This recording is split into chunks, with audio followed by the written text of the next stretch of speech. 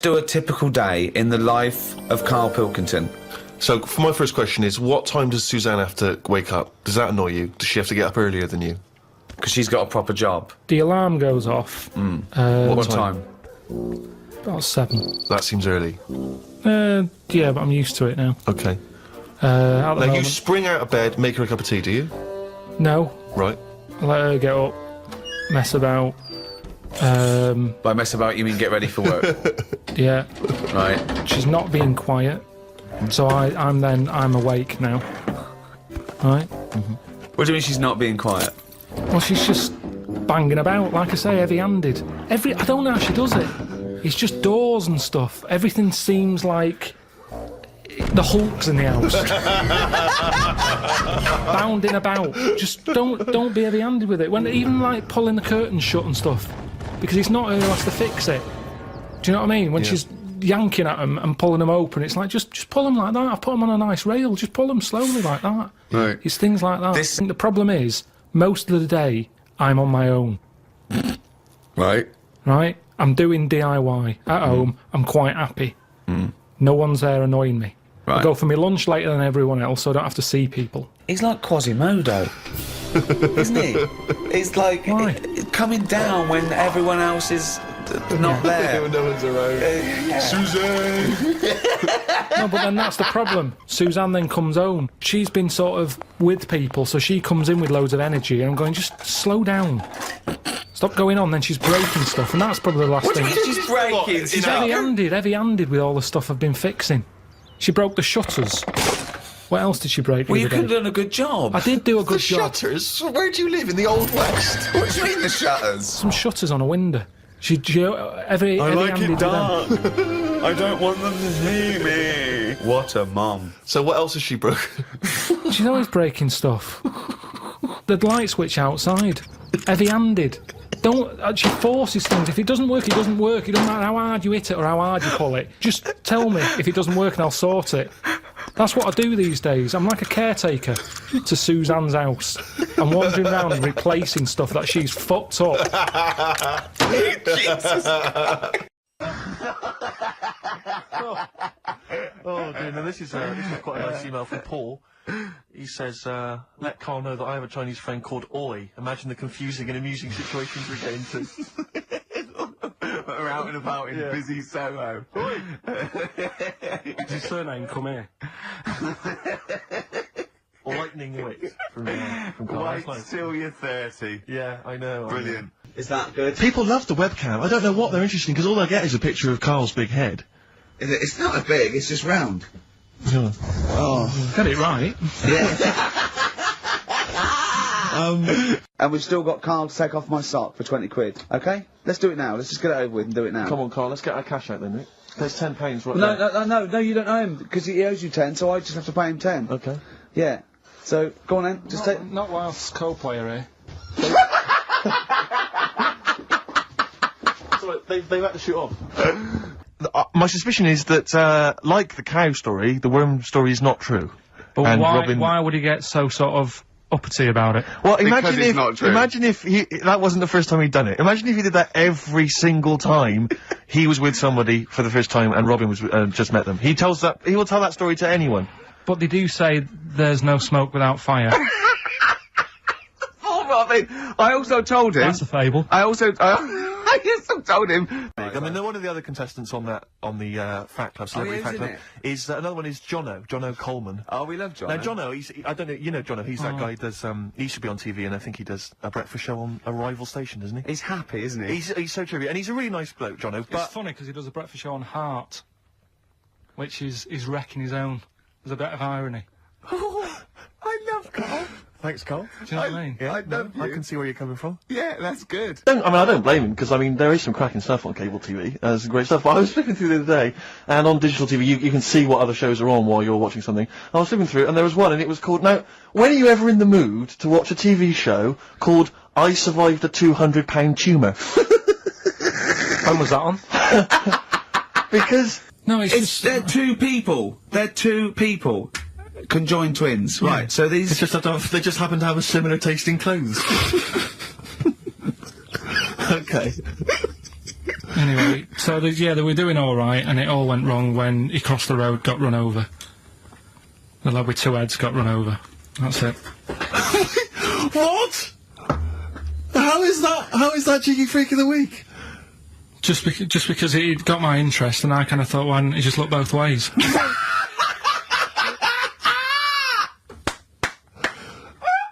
I'm intrigued to know Why wasn't he looking both ways? I'm intrigued to know how you get run over. What was it, 1629? Yeah. Well, it's horses and that, wasn't it? Yeah. Oh. If you could be tall or short, which would you rather be? You know, put yourself in my shoes, perhaps. Unfair. No, I know, he's out now, isn't he? He's out. Did he walk out? I think so. I think that's it, from what I can... No, I think next week they kick him out, because I read something about, they get rid of him next week because of his attitude. And first time I read it, I thought he'd actually ate someone's hat. but it was... You lost me. Got rid of him because of the attitude. Oh! Everything you think of now is puns. You can't get puns out of your head, can you? Oh, Carl, you're great. Look at his little face. He's so good. That How long is have you been good. working on that? You've got to give him that. That was a real joke. Look at his face. He knew it was funny. It was meant to be funny. He said it to be funny, and it was. Well done. Well done. I'm just interested. I just want to dissect it because it was brilliant, and I'm wondering how long have you been working on it? About 2 weeks. Yeah. No, it's good stuff. It was worth the wait. This is more frothy. Liz Hurley lying low, apparently, at Elton John's house to try and avoid the press now that she's had a child. That's a good place to go to avoid the press. Exactly. Yeah, yeah, Elton John's house. Everyone seems to be friends with Elton John, Yeah, don't they? Every celebrity's when friends did with... pop into Elton John's house? What is he running some sort Well, of... it was like when Robbie Williams was a drunkard and a drug addict, he went to Elton John's. Yeah, aid and who's in the Elton other fellow House. that went there as well? What someone to, you know, to recuperate and shoulder to cry on? Is he giving out false passports? But I and, don't know like, if people have seen his moustaches? history. He's not the man of, you know, I mean, I know he's cleaned himself up now, but, you know, maybe that's it. Maybe he's got this kind of insight into how to deal with celebrity. Yeah. What do you think, I think it's just genuine mates with him. I think he's just like a friendly I bloke. think she's been doing too much lying low in the first place. That's part of the problem, isn't it? High five, Carl. That was a genuine joke from Carl there. And he's so proud of himself. Look at his little face. Too much lying low. Oh. You realise that wasn't Dixon's policy then. Exactly. They don't At usually that shout moment. you tosser as you leave the shop and walk down Camden High Street. They're not usually shouting you tosser. You should have took the offer of, like, the monthly payments they've got on at the moment. So, And it was a dark time. Well, it was for me because I work nights. Yeah.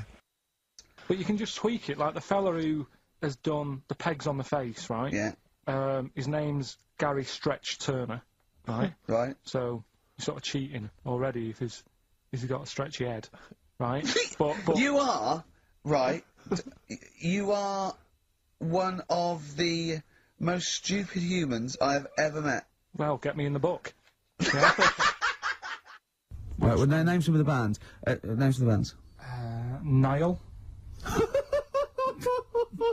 Go on. Right. That's one of the bigger ones.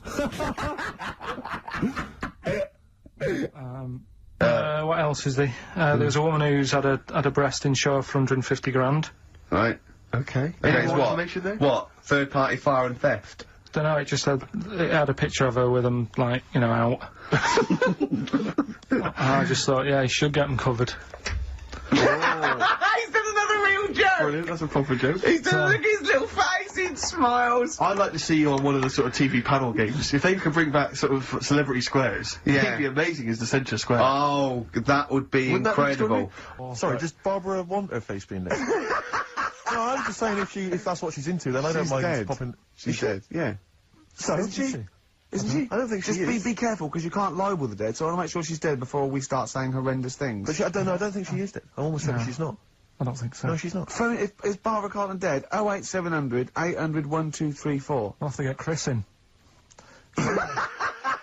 So listen, right? Yeah. Well, yeah, and I reckon on the day before, I'd do a lot of things with my left arm. Give it like a big day out. Juggle. Get it to do lots of things. Yeah. Yeah. Do something. I mean, if everyone followed his example in the world and put the left arm in the air permanently, we wouldn't really get very far, would we? Oh, it'd be a nightmare for cab drivers. You'd be flagging them down. There's loads of questions coming for you, Karl. Karl Pilkington. It was like, don't walk through a river that's full of snakes because Good advice. If you've got a kid in the car or in the house, turn your radio down if you don't want them to hear stuff like this. But yeah, they go for your tackle. Why? I don't know. They just do. They think it's another little snake. Maybe. With swollen cheeks. Earrings. With earrings, yeah. Or an anaconda in my case. With one eye. Put new grout in, they look as good as new. Thanks, Anyway, time for the news. He knows the format of 5 Live. Thank you, Carl. Bye-bye. No, I think we came second. This really tarty girl who did Madonna like a virgin, and I thought, yeah, right. Like you are. She was a right ropey little woman.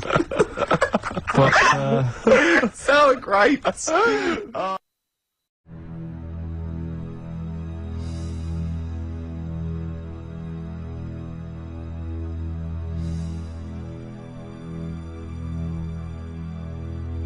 have you ever been in a hospital when it's been shut down, or a school when there's no kids in it, and there's that sort of bad atmosphere of, like, weirdness?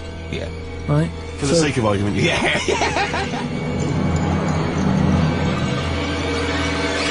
We're wandering about, and I say, oh yeah, what's in this room, right? And all the floors are, like, a wreck and rotten and stuff. Oh my God. There's a little sign there, right, and I go up to it, and it says, flies this way. So I follow the arrow, which goes to this corner where there's a shelf, about 3,000 dead flies on it, condom stuck on the top.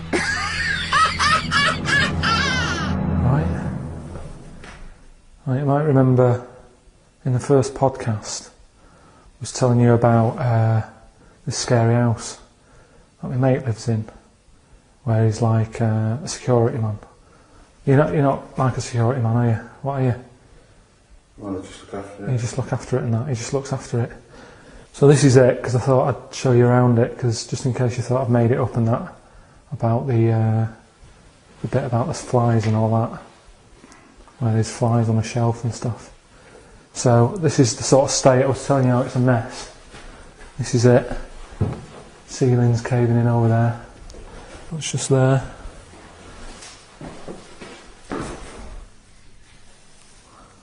Pair of pants.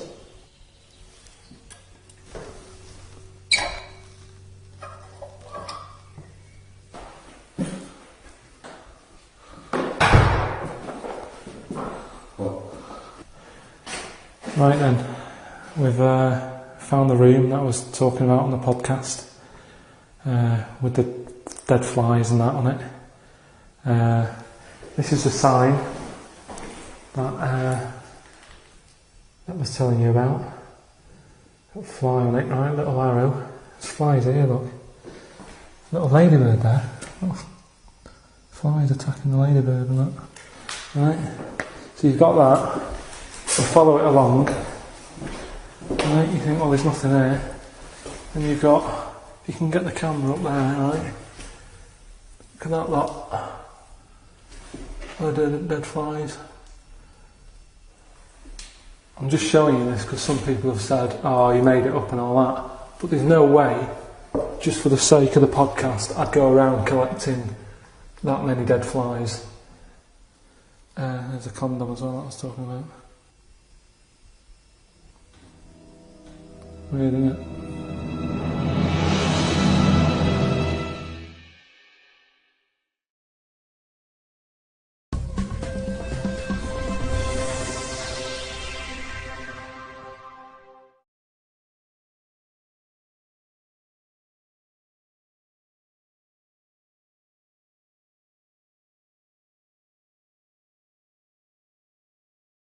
I believe it's generally acknowledged now that I broke Princess Superstar on this show, and she's since had, successful single and album.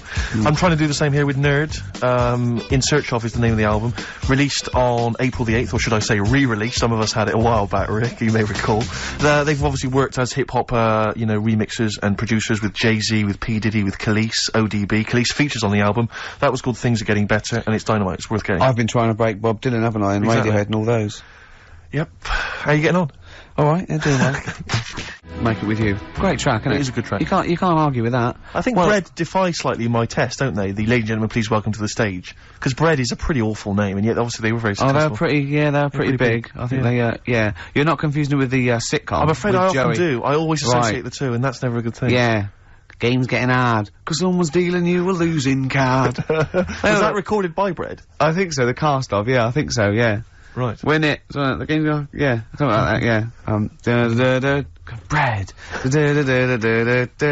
Bread. I bet you love. Look at his face lighting up. Did you like Bread? You tell him an Aesop fable, he's not interested. You sing the theme to Bread. Yeah, little Manx, like the scally sort of Scouse sort of ways. Manx don't like the Scousers. Why not? Why can't they live together? Why can't they all live together? I tried, and then when I went to, where's that place they have flies the size of... You can't get them in a matchbox. Well, most newsagents don't put flies in matchboxes. I mean, what do you mean you can't get them in a matchbox? You mean buy them at a tobacconist's? No, I remember being there and thinking, God, the flies are big here. What? I can't remember, but anyway, there was a Scouse bloke there. What, a country? Or Yeah, abroad. Right, okay. Flies are massive. And there was a Scouse bloke there, and I was quite happy to let things, you know, we don't get on, but I was like, I'm on holiday, we're in the same town, let's get on. Yeah. And he couldn't stand me. Name was Alan. I think he lives in London now. Couldn't be doing with him. What did he do? He just was like, oh, I bet you like Man United, and it's like, well, yeah. And it's like, oh, they're rubbish. And going on about, my town's dark. It's like, well, when did you go? If it was the winter, it would have been.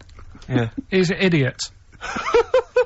Well, I'm glad you got that off your chest. I've never seen Carl like this. He was annoyed there. I say, Alan, if you're listening, you've really riled Carl. You do not want to get on the wrong side of Pilkington.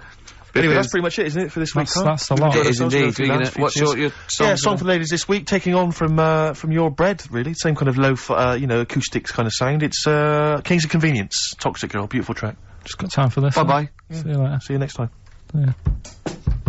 Doves, caught by the river. People are going to think you're thick, Carl. Well, they can think what they want, because if they do their own research, they'll probably find the story. Because it won't have happened that many Carl, times. think about it. I mean, how could an old woman have a pork chop stuck to her ass for 5 years? She said she couldn't remember even making one, so she was as surprised as the doctors were. But, hold on though, she presumably must have sat on it naked. Yeah. Didn't that bring back any memories? I know it's weird, but... Carl. But why would it stay there? Why wouldn't it fall off when she had a bath or a shower? Grease! What about a bath? But why didn't the doctor realise that when he first looked at it? Yeah. Was he not paying attention when he said, I think he's a tumour? Carl, listen, think about it. A pork chop stuck to your ass for 5 years. You're naked, you sit on a pork chop, you go, nothing. Yeah, no, there's nothing weird about that. I can't feel anything. Even if you had a dead leg, the time you that pork chop, what else you got dressed? Well, she might have not have done that much. She's old, she probably just sat down and didn't move for a bit, and over time it's stuck, and then... What do you mean over time it's stuck? Do you think the longer something there, the more it stays there? Look, I know that's why the pork chop goes, well, we've been here a year, we're not going to move now. I don't think we're going to move now. I'm quite, attached to this buttock. I think I'll stay here for another 4 years until some doctor works it out. I love the idea they got her into hospital, they gave her the bed baths, they got her ready for the operation, they laid her out. They were just right to take get the scissors or the knife, make the incision, hang on a minute. This is a pork Bring me a frying pan. This is a pork chop. Right. Crazy, well, okay, well if you're happy with it, then I'm happy with it. Fine. Right, that happened then. So did the shaved monkey who got off with a wife. Fine. Rockbusters then, we've got a problem with the email this week. Yeah. It's the least of our problem, I think. They're not coming through, so I'll give out the clues again, and then you can call in on 08700 Only call if you know all three, you can rattle them off. Yeah. We'll do it during the next record, so the number is... 08700 800 1234. Right. 08700 800 1234. Right, okay, so you got that. So call in if you know all three. Yeah, the three, just to recap. I've got 3 other jumpers like this one, the initials FT. That bunch of people can't make up their minds if they want to sit in the sun or not, right? That's C.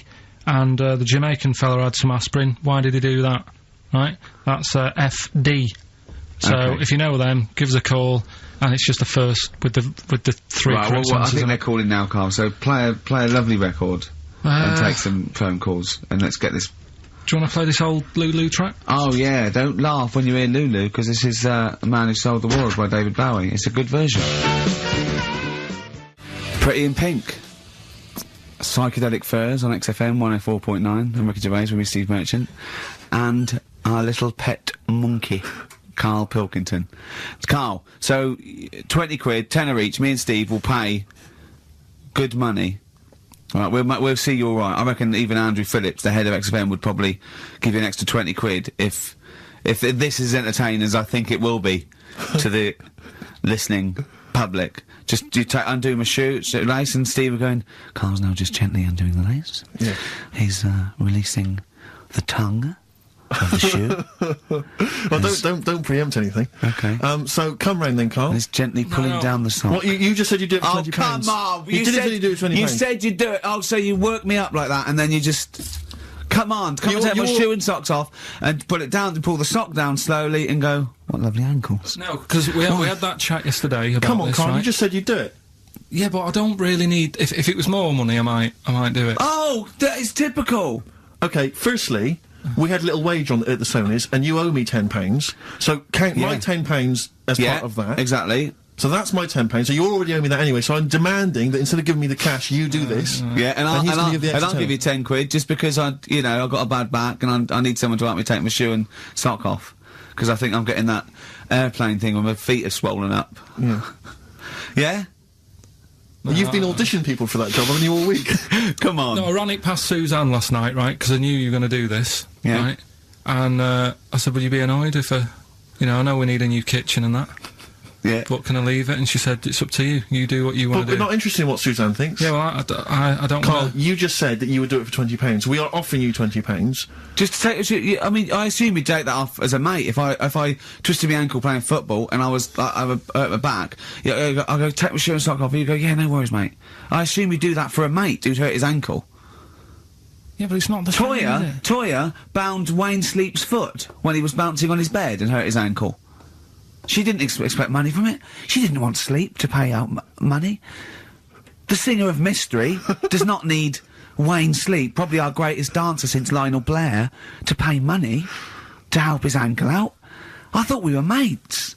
It seems to me that you've already lost us a Sony this week. The very least you could do is bend down now. Take your shirt off. Let's move on. No, come on, Carl, seriously, we've got to do this. Take the shirt and sock off. I'm not doing it. It's too... Carl! Why not? I'm so angry. Yeah, because you said you would. You've welched on the £1,000 showering with Johnny. Johnny doesn't even know about this, so Johnny's probably lost out on money. I suppose you'd split some up with him for having the shower with you to get you the money in the first place. So... The problem is this, Carl. People now are listening, expecting to hear this. That's why we didn't win awards, because you'd never go through with it. You've promised them something and you're not going through with it. Play a record. You're just like all the girls I speak to. That's Across the Great Divide from the band. Rick, I bought a little treat for myself today. I've been meaning to buy these ever since I moved to London. Yeah. I'm sure everyone listening has seen them. Maybe you don't have them in your own collection. Carl, I don't know if you've come across them in the past. But it's the postcards. Now, most of you, if you're a tourist in London, you see the postcards there. I think there's one with a punk, isn't there, with green hair? Yeah, from 1977. Yeah, I think there's one which is like probably... it's probably a grandfather now. Probably something like A View from London at Night, and it's just black. Oh yeah, that's a classic. I'm a fan of the baby covered in spaghetti. Yeah, that's brilliant. Brilliant. That happens a lot in London and the old East End. Get the baby out. Where's the spaghetti? Yeah, brilliant. A wonderful memory of London. Yeah, But I was thinking to myself, how would I best want to remember London? Yeah. If I were a tourist from Prague, maybe. Exactly. You're a tourist from Prague. You want to send something home to your nan. To Mama Dragowski. Exactly. Who's sitting at home eating beetroot. Yeah. You want to say, I've been to London. I've been to the home, the birthplace of some of the great names. Dickens. Dickens. Yeah. I've seen Big Ben. I've seen the Houses of Parliament. I've seen the wonderful things. The best way for me to remember that is a picture of a woman's breasts. Yeah. With pictures of cats painted on them. I've brought them in. They are the most grotesque things. You've seen these before, Carl? They're awful. You can find these on any postcard stack. It's just a woman's breast drawn a face on it. I think it is. Is that all the breast from London? So there's all the breast from London, and the other one, Carl, I think you've got there. What does it say? What's the little tag? We're a couple of swells. God, we're a couple of swells. But it's just, when were that? I mean, they've been around as long as I've been in London. I just don't know. I don't know who took them. Maybe the woman. I should just point this out, incidentally. If you've not seen them, don't think that it's a topless woman. It's just a disembodied breast. Yeah. Or in the case of a couple of swells, 2 breasts. I know. And it's just awful. Looks like a snapshot. But what worries me is that what happened was that she was probably the equivalent of Karl, and she had 2 mates, and they went, look, how much would it, if we take your breasts, how much would we do it for? 20 quid. Yeah. And they took a picture. Yeah. And, right. you know. How much would it cost for us to paint some faces on them, and then take a picture? Yeah. Oh, that's awful. I always wondered to myself who that person is. Oh, probably came to London to get into modelling or something. I think if you pan further down, she's actually wearing a pair of your pants. I think if you pull out, she'd probably be unconscious with a needle hanging out of her arm. But I just imagine... See, now that would be a fair representation of London.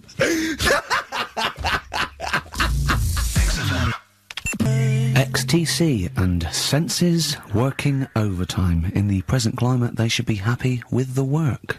On XFM 104.9, I'm Ricky Gervais, with me Steve Merchant and Karl Pilkington.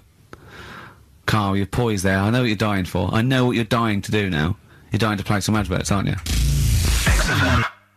Radiohead. They're their new single. Nice. On XFM 104.9. Now listen, some DJs are a little bit lazy. They get playlisted, or they get people to phone in with requests.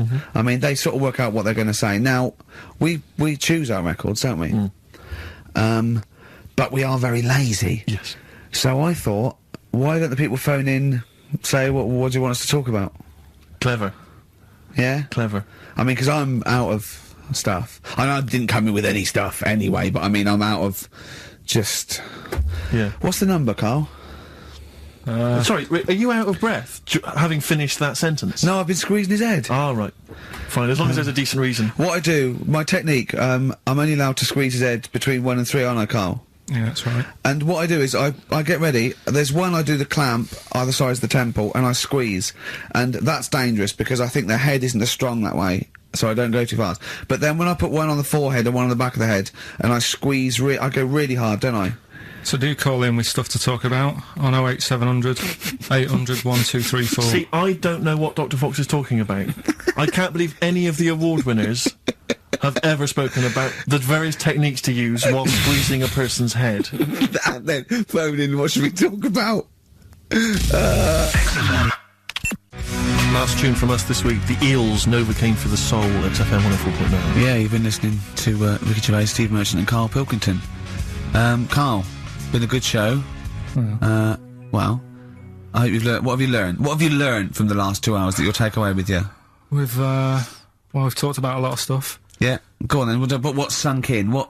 I'd want to know what has sunk in the last 2 hours. We have talked about a lot of stuff, but what will you take away? What will you learn or think about? Like, what resonated for you? Probably the kid that turned out to be a monkey. Right, that's probably up there with them. Right, you brought that to the table and it's rubbish, so next. What have you learned? Not what did you say? Just reminded me that I prefer to watch the people in wheelchairs playing swing ball. That's still sort of floating about. More your sort of thing as well, more that you brought to the table that you already had in your head that hasn't changed. I'm more thinking of what did I hit anything out of your head and replace it with something useful? Gay people being good parents and that. If gay people had a kid, they'd be good. You obviously also are now more aware of the difference between determinism and fatalism. Yeah, we're taking that away with you, I'd have thought. Yeah. And that animals, you know, if they don't get their rights, you know, they will. What will they do? Will they march, or will they, like, you know, try and stand for office themselves? What do you think they'd do if you say if we didn't allow a chimp to enter, you know, the Tour de France? What do you think we'd do? Who's going to stop it? Do you know what I mean? Who's going to stop that? I mean, you're asking me if I'd be president, what would I do? Yeah. That wouldn't be high up on the list to sort out. I'd say let the kid have a go. Do you know what I mean? Let him have a go in the race. What harm is it doing? Not a kid though, is he? A chimp? Well, You know what I mean? Can I also just remind you of something else we've learned today? Go on. This is from the listeners. Turns out Chris Moores is a bit of a prick. See you next week. Yeah.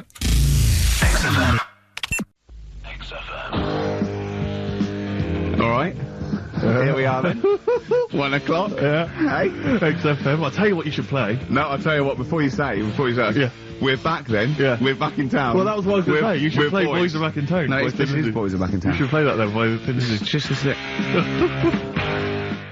That's Michael Stipe and his boys from Rapid Eye Movement. Bad day, I hope you're not having a bad day. It's Saturday, it's 1:05. I'm Ricky Gervais, with me Steve Merchant and Karl Pilkington on XFM 104.9.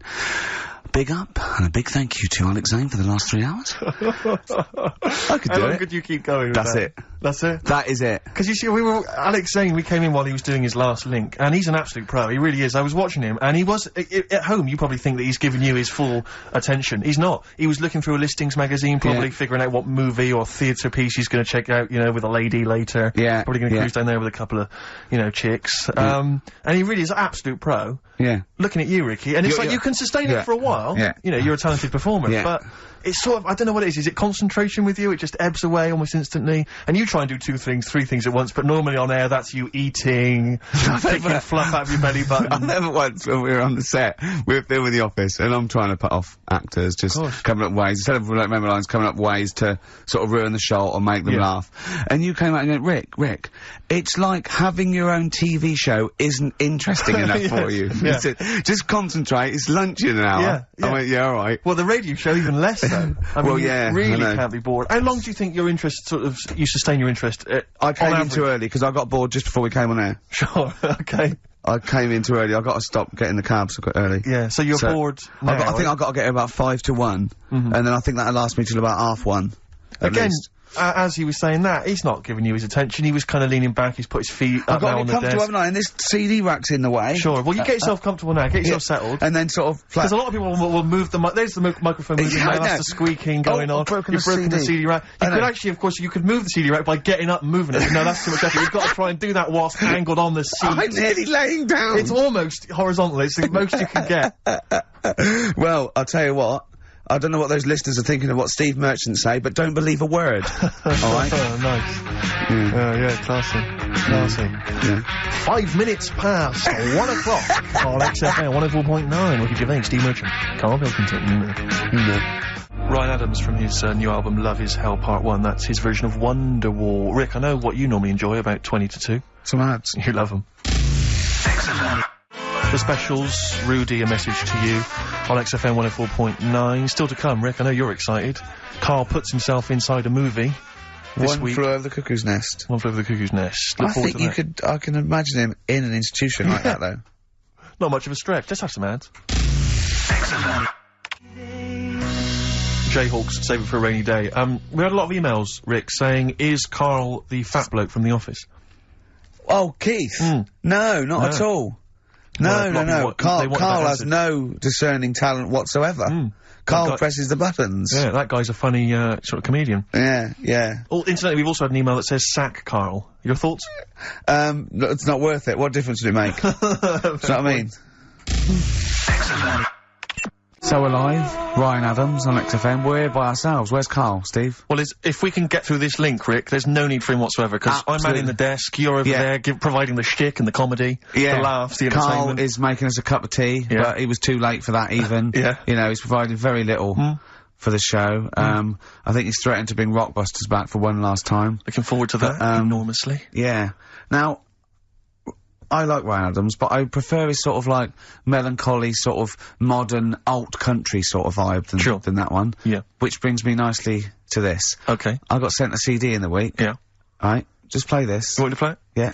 Michael Franti and Spearhead, Everyone Deserves Music on XFM 104.9, giving away some prizes for that's what the bosses say, everyone deserves music at XFM. Absolutely. Choose 2 CDs. Yeah. Whatever you want. Well, the two that Carl's chosen are, of course, Kings of Leon's album and The Best of Bob Marley. And Paul from Basildon in Essex, we're going to give you The 25th Hour on DVD, Dr. Terrible's Face the Horrible, Lord of the Rings, The Fast Show Farewell Tour, and the complete second series of The Office. That's still available in the shops. Was that on DVD? That's on DVD. That's good, yeah. Plus, I think there's probably a best air guitar album in the world ever as well, which we can throw in, I know. That'd be a big treat. No DVD of animals selling out fast. I couldn't get one myself. So, what about some adverts? Rick, I know you like to occasionally share your musical tastes with the audience. Yeah. And, you know, just talk about what you're raving about at the moment. Yeah. But I can't get enough of this Bright Eyes album. I'm wide awake. It's morning. It's brilliant. Beautiful. It's beautiful. There's so many great tunes on there. It's one of those albums where it actually holds together as an album. You want to listen to it from the beginning to the end. It's dynamite stuff. I'd say go out and buy it. Oh, I recommend it to anyone. Talking of going out and buying stuff, Rick, I remember, well, you wouldn't know about that. Well, no, this is why I had to put out that appeal for free stuff. And, you know, we did mention that at the beginning of the first show. Yeah. Because, you know, we don't tend to get sent a lot of the usual kind of treats that a lot of radio stations and radio DJs get sent. Certainly we never get sent music, Rick.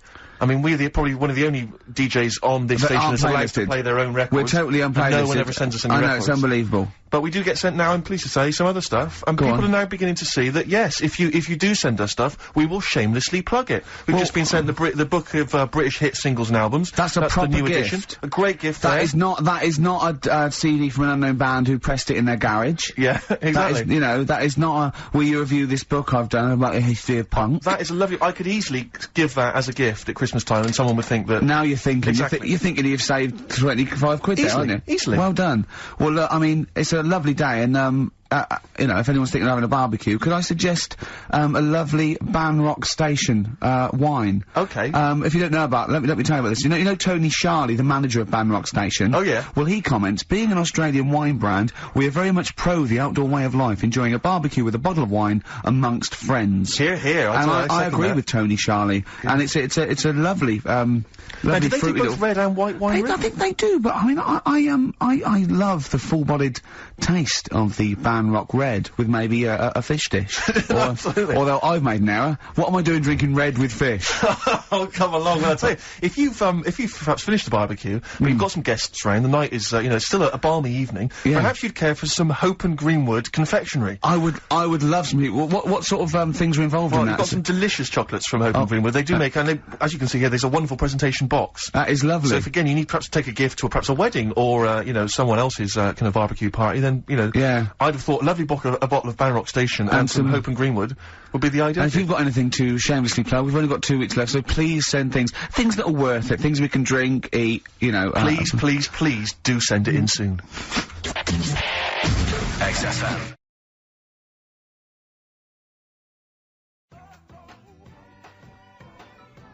Hey, Outcast on XFM 104.9. I'm Ricky Gervais, Steve Merchant, Karl Pilkington. You alright, Karl?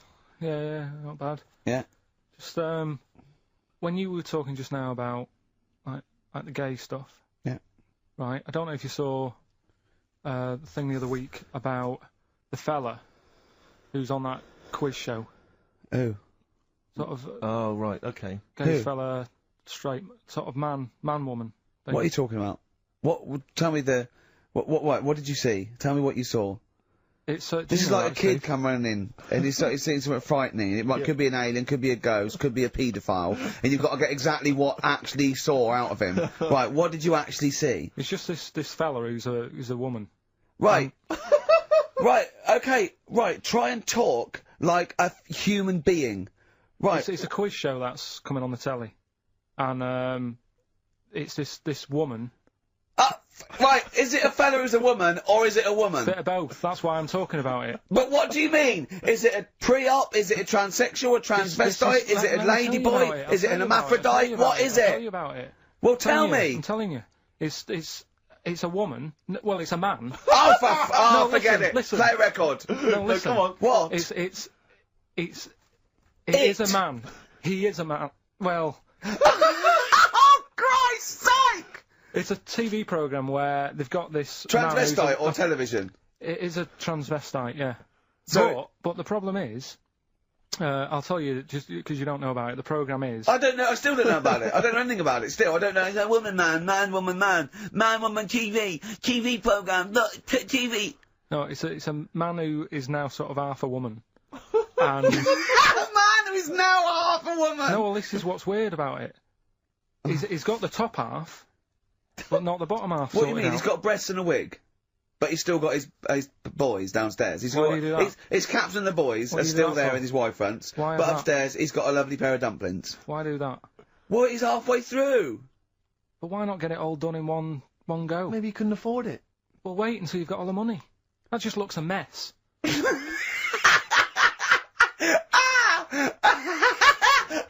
who's he pleasing there? Well, he wakes up in the morning and pleases himself. He can't believe his luck. He doesn't know where to start. No, but what I don't understand, I mean, you know, I don't want to see him... Well, can I just finish that sentence? What you don't understand is just about everything. Yeah. Right, what... I find it weird, right? I sort of get... I understand the gay thing, right? But... Do you? What do you mean? Well, you know, I know... Well, tell me the gay thing. Explain the gay thing. I just know if you're a fella, you like men. I don't know much more than that. What do you mean you don't know? But what I mean is, with a transvestite, what's going on there? What do they want? Now, transvestite is a cross-dresser. See, I don't get that either. Because... You mean a transsexual? That's a man who likes to dress in women's clothing. It's not necessarily... They're not necessarily gay. They're not gay. They're often not gay. They just happen to like wearing women's clothes. Right, yeah. But then why not wear women's clothes that could be seen as a bloke's... Like Suzanne wears jeans. No, but they... Yeah, just but that's buy the women's thing. jeans. But that's their problem, is it? They like being seen as a woman. They like being seen as a woman. It's not just that it's more comfortable, or they'd wear a kilt. They like being seen as a woman. They feel more comfortable. Alright, and what's the deal with this fella who's got... We don't know who this fella is. No. We don't know this man who's half a woman. He's called Miriam. Oh, that's helped. yeah. Brilliant. I love this scientific basis. No, So all he's done, he's had the tits done, he's probably had the hormones, probably lived as a woman for a while. The last step, because you can probably reverse the breasts anyway, because they're probably implants and hormonal things, and whereas you chop your knob and boys off, that's, you come back the next day and go, sorry, I didn't mean that, I wanted my ears pierced. It's a bit more of a bigger operation to put them back. So doctors are probably making sure that he's just up to... If you've had the top half done, you're not going to go back on what you've said. But no, what's the top half being done? I could get you breast implants, give you a bit of hormonal treatment. Now that would be a great idea for next week. and you could reverse it. What you can't do is grow a knob back. Well, you can. Last week you were talking about growing one on your arm. Yeah. We've done that. So that is possible. But the thing is, the truth of it is, I think I do know about this story. I think it was a television programme called There's Something About Miriam. The conceit of which was that this pre-op transsexual... So I guessed that right, yeah. Was masquerading as a woman. Right. And various blokes, who didn't realise that this was a man, had to I've heard try about and seduce her. And when they found out that it was actually a bloke, and a lot of them had kissed her, they refused to let it be shown. I agree though. That's just terrible. Yeah. That's deceit. But I mean, that's awful. I hated that. Yeah. Yeah. So what, I think it was a Sky One programme. Is there anything other than The Simpsons on Sky One that's worth watching? Have you ever tried to watch that? Have you ever seen Kirsty's home videos? Yes. Yeah. But it's things like it's dogs on a slide, babies falling over. Do you know, it's only recently reduced from an hour in length. Really? It used to be an hour long, and it was just, if you haven't seen it, it's just like camcorder footage, like Do you know what I like? people falling over. I like an old woman at a wedding falling over and showing her bloomers. That's my favourite. But I like it when it's Kirsty's home videos uncut. So it's kind of 4 old women, like, naked. With their tits falling out. Windsurfing. Oh, Christ, imagine that. Does it whistle? Well, I mean, have you ever really sat and watched anything on Sky One?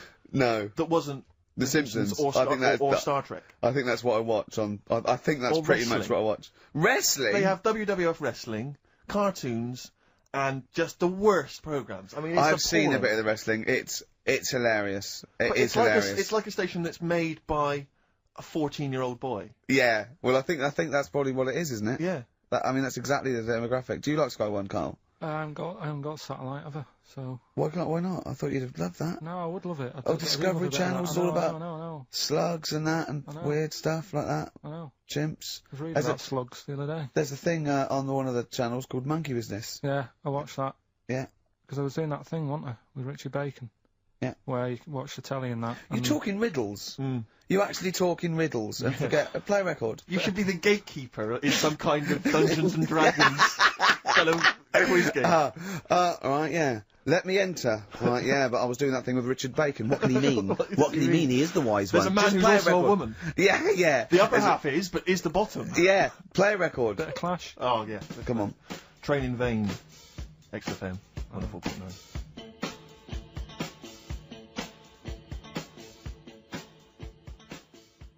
So, Carl, say hello to all the Facebook and Twitter followers. We've just done BBC Breakfast, haven't we?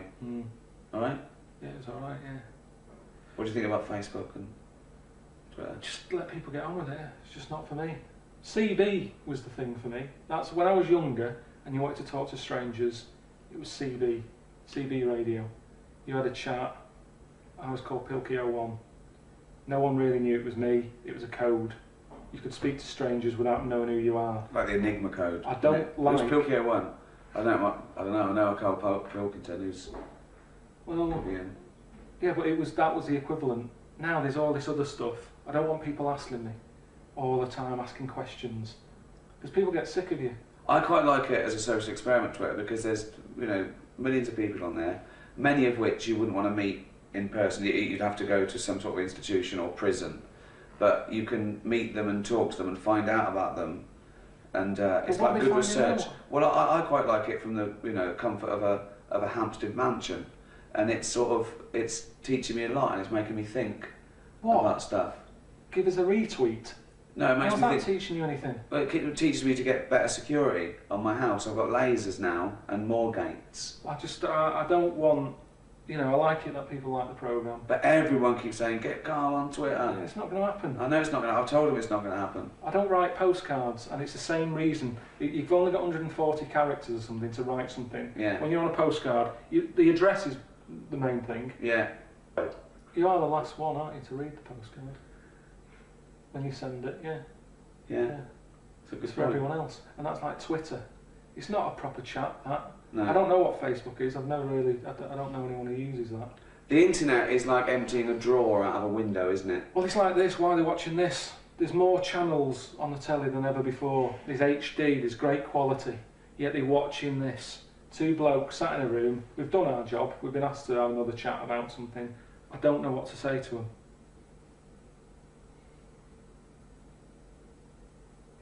Mention the DVD. The DVD's out. Yeah, it's out now, isn't it? But you can get that from most places. And say you really appreciate them. But if they're online, you see, if these people are constantly online, they're going, oh, there's something to download illegally. They won't go out. They don't leave the house, do they? They're constantly sat like that at home, looking at stuff. Go out! Happy Christmas.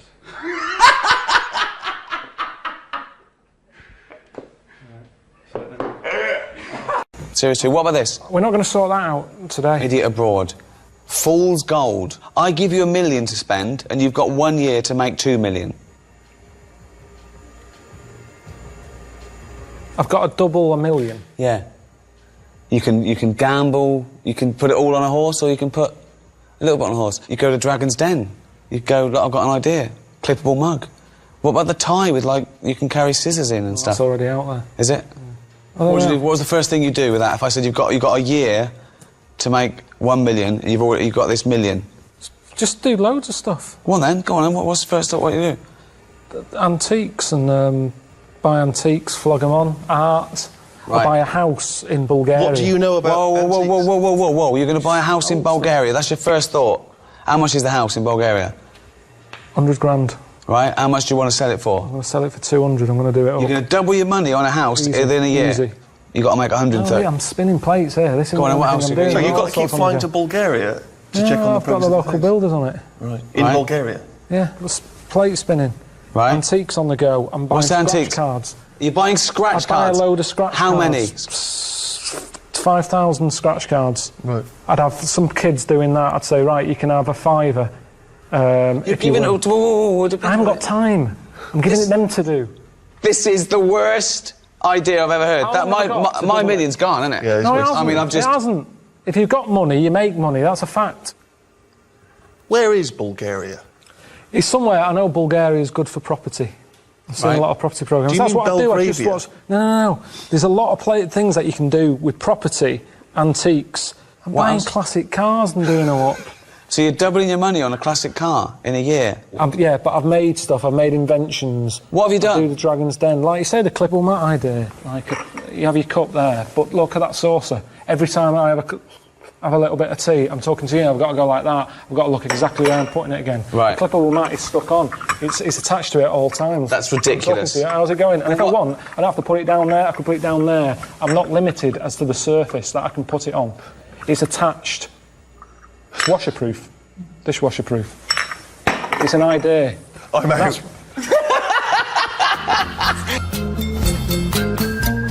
This is good. Cools you down. That's going to give you a headache, not get rid of one. Look how complicated it is just for a toilet. You have the skill of Bill Gates. Just have a shit. You can't do any of that. Can't do that stuff. But it's a robot.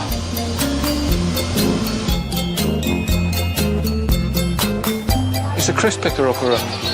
If you want some crisps but you don't want to get crisps on your hands, you use the crisp picker-upper. I like the fact that you've got a bit of a rebellious streak in you sometimes. You go off-road. And I called you when you were in Japan, and you dropped this bombshell that you've finally decided the one thing you want to do before you die. And that was to invent something. And you said it's because you wanted to leave a legacy, which I thought was brilliant. Well, just because you're dead longer than you're alive, aren't you? Okay. I'm coming up with stuff all the time. That's why I think this is my strength that hasn't been used yet. I can't do this sort of thing, really, this sort of job of being on the telly. Look at Dyson. It's only a vacuum cleaner, yet he's up there with Einstein and everything. He's well rated, just for a vac. And I reckon I can come up with something better than that. It doesn't have to be a cure for cancer. I'm not going to come up with that. All I can do is come up with something that I needed at the time and that I think other people will go, do you know what, that's a bloody good invention. So something that benefits mankind? Yes. Okay. He pitched me the idea over the phone, and I said, I'm out. Okay, well, pitch it to me now then. Right. In Japan, they don't have these... You mean they don't have... chairs. They don't have chairs? Yeah, of course they have chairs. You try finding one. Sit on the floor all the time.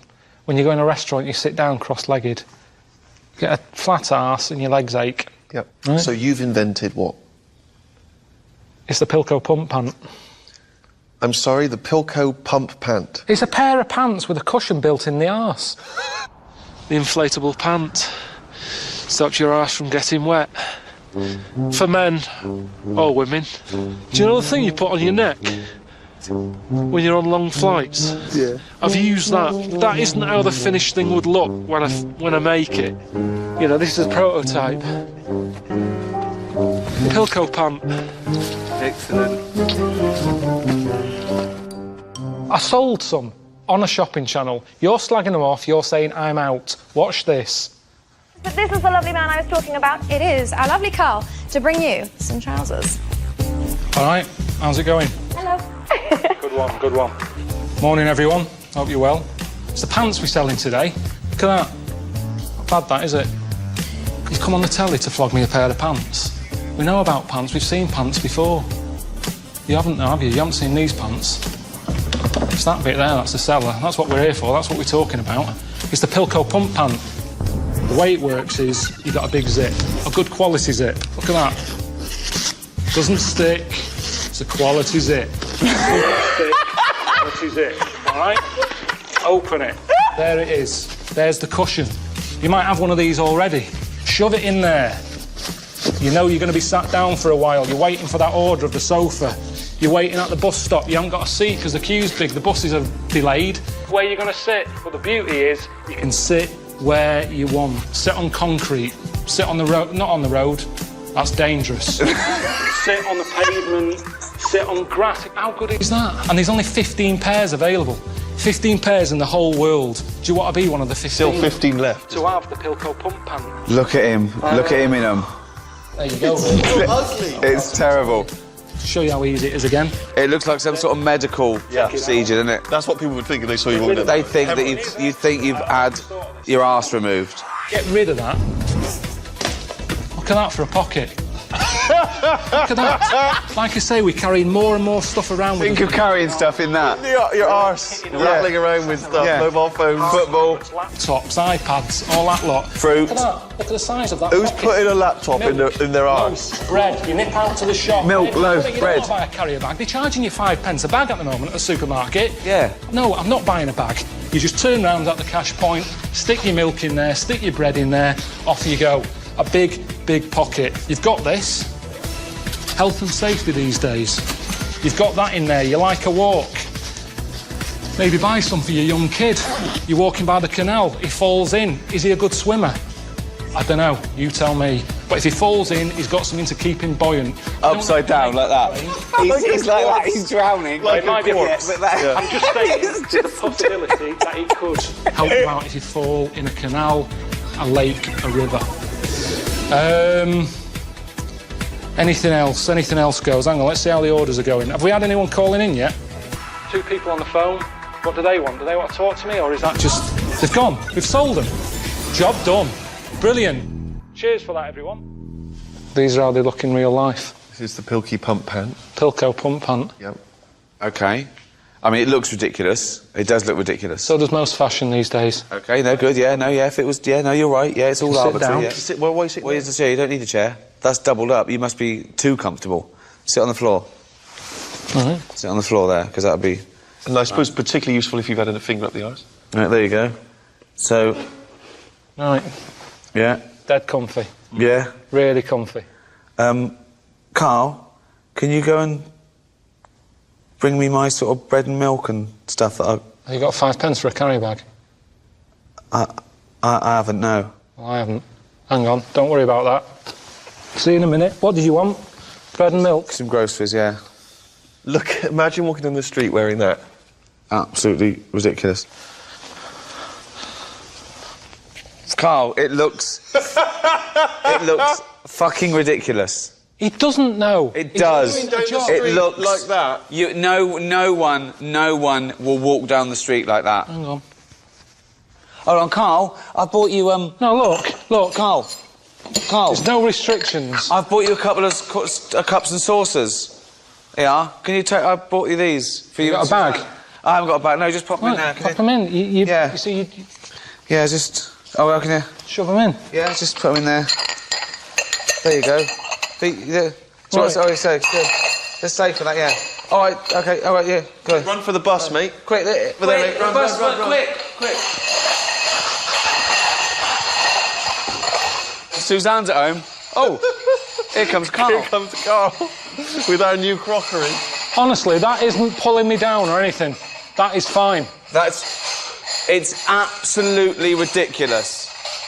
No, well, you'd bubble wrap them normally, wouldn't you? God! Unbelievable. Oh, chimpanzee that, Monkey News Extra. Okay. Right, another phrase. We've been talking about phrases today. Yeah, we have, Don't teach your granny when she's shaving. Yeah. Don't teach your granny to suck eggs. Yeah. Don't look a horse in the mouth. Yeah. Don't let the chin pass the jaw if you're tucking your cock in. Familiar with the phrase monkey business? No, never heard that one before, Carl. That's brilliant. Right, well, it came about. This has been emailed in and I haven't really had a chance to look at it, so I'm just weighing it up now. God.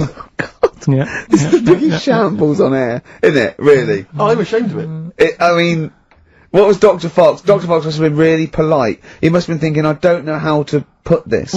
He must have wanted to scream and go, you shouldn't be in the radio authority. My parents listen online. I can't look them in the eye. Right, I think I've weighed it up. Long time ago, right? Yeah. In the, olden days, yeah. in Go the Amazon jungle. Yeah. Right? Yeah. Little family of monkeys in there. Mm-hmm. Right? Having a good life. Cool. Right? Didn't have any predators in there. Right? So, they were loving it. Yeah. They had a load of food around them, they had loads of banana trees. Yeah. Right? No, I don't think so. No, they did. Sorry, yeah. Everything's going great, so they're happy in that. They go to bed. Okay. Wake up in the morning, load of bananas gone. Ooh, hang on, interesting. Hold on, wait a minute. So... Either your dad's been around, or... Is it... this isn't the great Amazon banana robbery, is it? So anyway, turns out it was another load of monkeys from another part of the island, from the rough bit. From the rough bit! I love it! They went into a middle class area. They're the ones with the earrings and the leather jackets. Oh, that is brilliant! From a rough part of the island. So the monkeys thought, well, there's no point getting into a fight with them because they're harder than we are. Yeah, of course, and they carry chains. So I love all this conjecture. They got flip knives and tattoos. Yeah, go on. So basically, they said, let's do some business with the bananas. Let's do some business with the bananas. Shit! This is. What are you talking about? Oh, Christ! Right, calm down, we haven't got much time left. Oh, God! What do you mean they said it? Forget it. No! Don't forget it! Carl, do not press that! Switch the record off. Switch the record off. Christ. Switch the record off, Carl. What are you talking about? What did they do? Oh. Let's do business with the bananas. Yeah. So they said, well, rather than them coming robbing them, we'll flog them. So that put a stop to it then. The monkeys came. They didn't have money. They said, give us some bananas. And it says here. So what, they exchange bananas for bananas? For berries and nuts. So that's where the phrase monkey business comes from. Little business to set up. Alright, there, God. That's the end of that as well. So that's the end. That is a shame. That's the end of Rockbusters and Monkey News. Well done. You've done it in one show.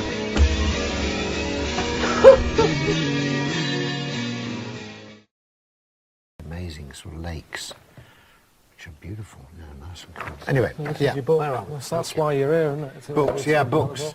You got a book? I've got a book out. What does your book feel like? I feel that's like nice. Oh, God. Quite weighty, isn't it? A rude cover, isn't it? Yeah, I look alright though, for my age. And what did your partner or wife think of that? She just... Is that glamorous? She's sort of a bit, does that have to be the cover? But, you know, we've all changed. I mean, I know my body's not what it was when I first met her, but, you know, hers isn't either. There's about 120,000 words, I think. Yeah, gosh. Well, there's only 80,000 in that. 90,000, yeah. 120,000 words, all different. Who's that guy? He was in Russia, and he's magnetic, magnet man. Magnet. Oh, what he's got, so full of polluted... Well, I don't know. At first, I was that. sort of amazed and a bit like, bloody hell, a magnet man. Yeah. But after a while, he was rubbing spoons on himself, and he stuck them on me. And I realised he's not magnet man, he's just sweaty man. Yeah. his superpower could have sort of been killed with talc. That's a good sweaty man, is it? Anyway, we've got books out. I don't know how much we can say about having a book out. There's your book. Good luck with that. In the toilet as soon as I get home. Good, isn't it? I went to Brazil because I thought it felt to me like it was somewhere that didn't really exist. You know, it's a kind of fantasy world. I kind of thought of that. Is it a real place, or is it just a state of mind where the sun's always shining and people are always on the beach? Yeah. And everyone's eternally happy. So I wanted to go and find out. It can't be true that there's a place like that. But it is, almost. Did you go to a nudist beach? That's what I was taken to one of them when I was in Brazil. No, I didn't. You know, I don't need an all-over tan. You know, who's that for? Who's seeing that? So what do you wear normally? If you're on a Brazilian beach, what would you be wearing? I had sort of, you know, quite long shorts on. I like having pockets that I can shove stuff in. Yeah.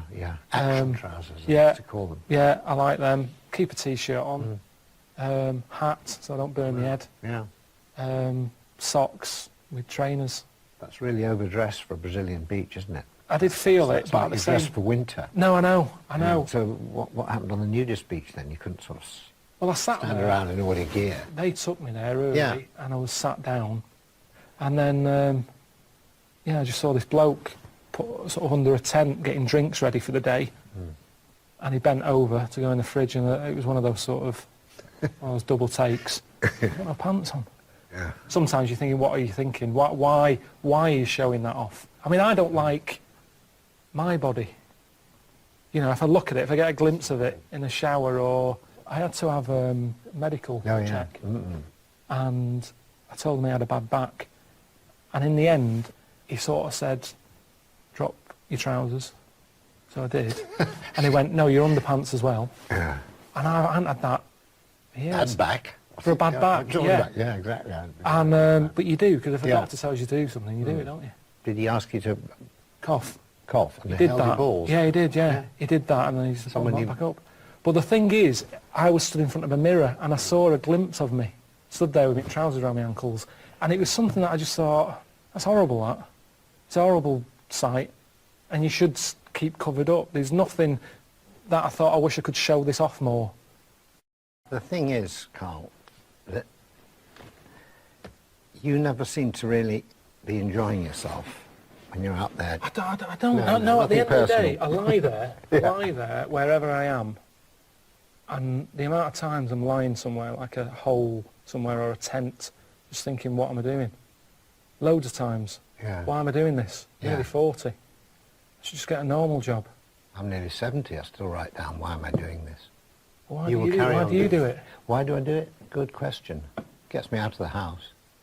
Yeah, but you see, I like being in the house. That's when I'm most happy. Pottering about, painting a door. I was cleaning tiles yesterday. Were you? Floor tiles. And you're happy? Sat there with Sif. Yeah. Just sort of like, it's like Buddhism, just zen. Yeah, because what I like about travelling, I don't know whether you have this quite the same, is that it is a bit... It's an adventure in another world. I quite like that. I kind of surrender to it because I want it to be different. I enjoy the difference. I mean, do you like, when you were growing up or whatever, I mean, do you read books about foreign places? Do you? No, you didn't go into all that, because I like geography at school. Did you like geography? Oh. No. You see, it wasn't... I went to a rubbish school, so it was kind of... I think the geography teacher was a PE teacher, and it was... You know, we didn't get taught anything, really. The first place I went abroad was Ibiza, when I was 22. It's not quite abroad, really, is it? Or did you savour the lovely sort of foreign countryside and Spanish culture? No, it was a mate who knew someone who had a sort of a villa there, and it was horrible. And the problem was he rented it out to anyone, and we got there and the toilet was full, and I had like a hard crust because of the hot weather. And the first day was spent sort of chipping away at that. So that was my first experience of this exotic travel, sort of chipping away at the hard layer, you know, getting through to the softer stuff before you could actually flush it. So it's not, for me, it wasn't like, oh, where have I been, you know? I should do more of this. The most sort of memorable bit of travelling I ever did was when I was on the Down. The Sound man particularly didn't really like any foreign food. And as soon as we got on the boat, they said, we'll do a curry, we'll include you in it, we should have some curry. And he said, no, we've got our food. And he gets this great clunky tin of Sainsbury's tuna out. And so opens it, and it slides out, this kind of wobbly, gelatinous mass, boom. And you just know what you want to eat. You want the curry, whatever's in it. Yeah, I suppose so. You don't want to eat something that's sat in a tin. Would you have eaten the Sainsbury's tuna? Probably. Yeah, you can still travel and pick up quite a lot from seeing the world without having to eat Without eating? Without eating their food. I don't see how you can do that. I think food is so important to get to know, get the feel of how people live, you know. I mean, no, but go you can to Japan see and it. not have sushi or sashimi, or go to China and, you know. But I did go to Japan, and I saw... Have you seen the little, I think they're called bento boxes? Oh, yeah, yeah. And they're about that big, and they look brilliant. Yeah. I mean, the presentation is amazing. They're like a little box of sort of Thornton chocolates. The way they look, you're going, oh, that looks brilliant. Yeah. But instead of sort of a coffee cream, you open it, it's sort of fish arse with a squid bollock shoved in. And you think that, as nice as that looks, it's still a squid bollock.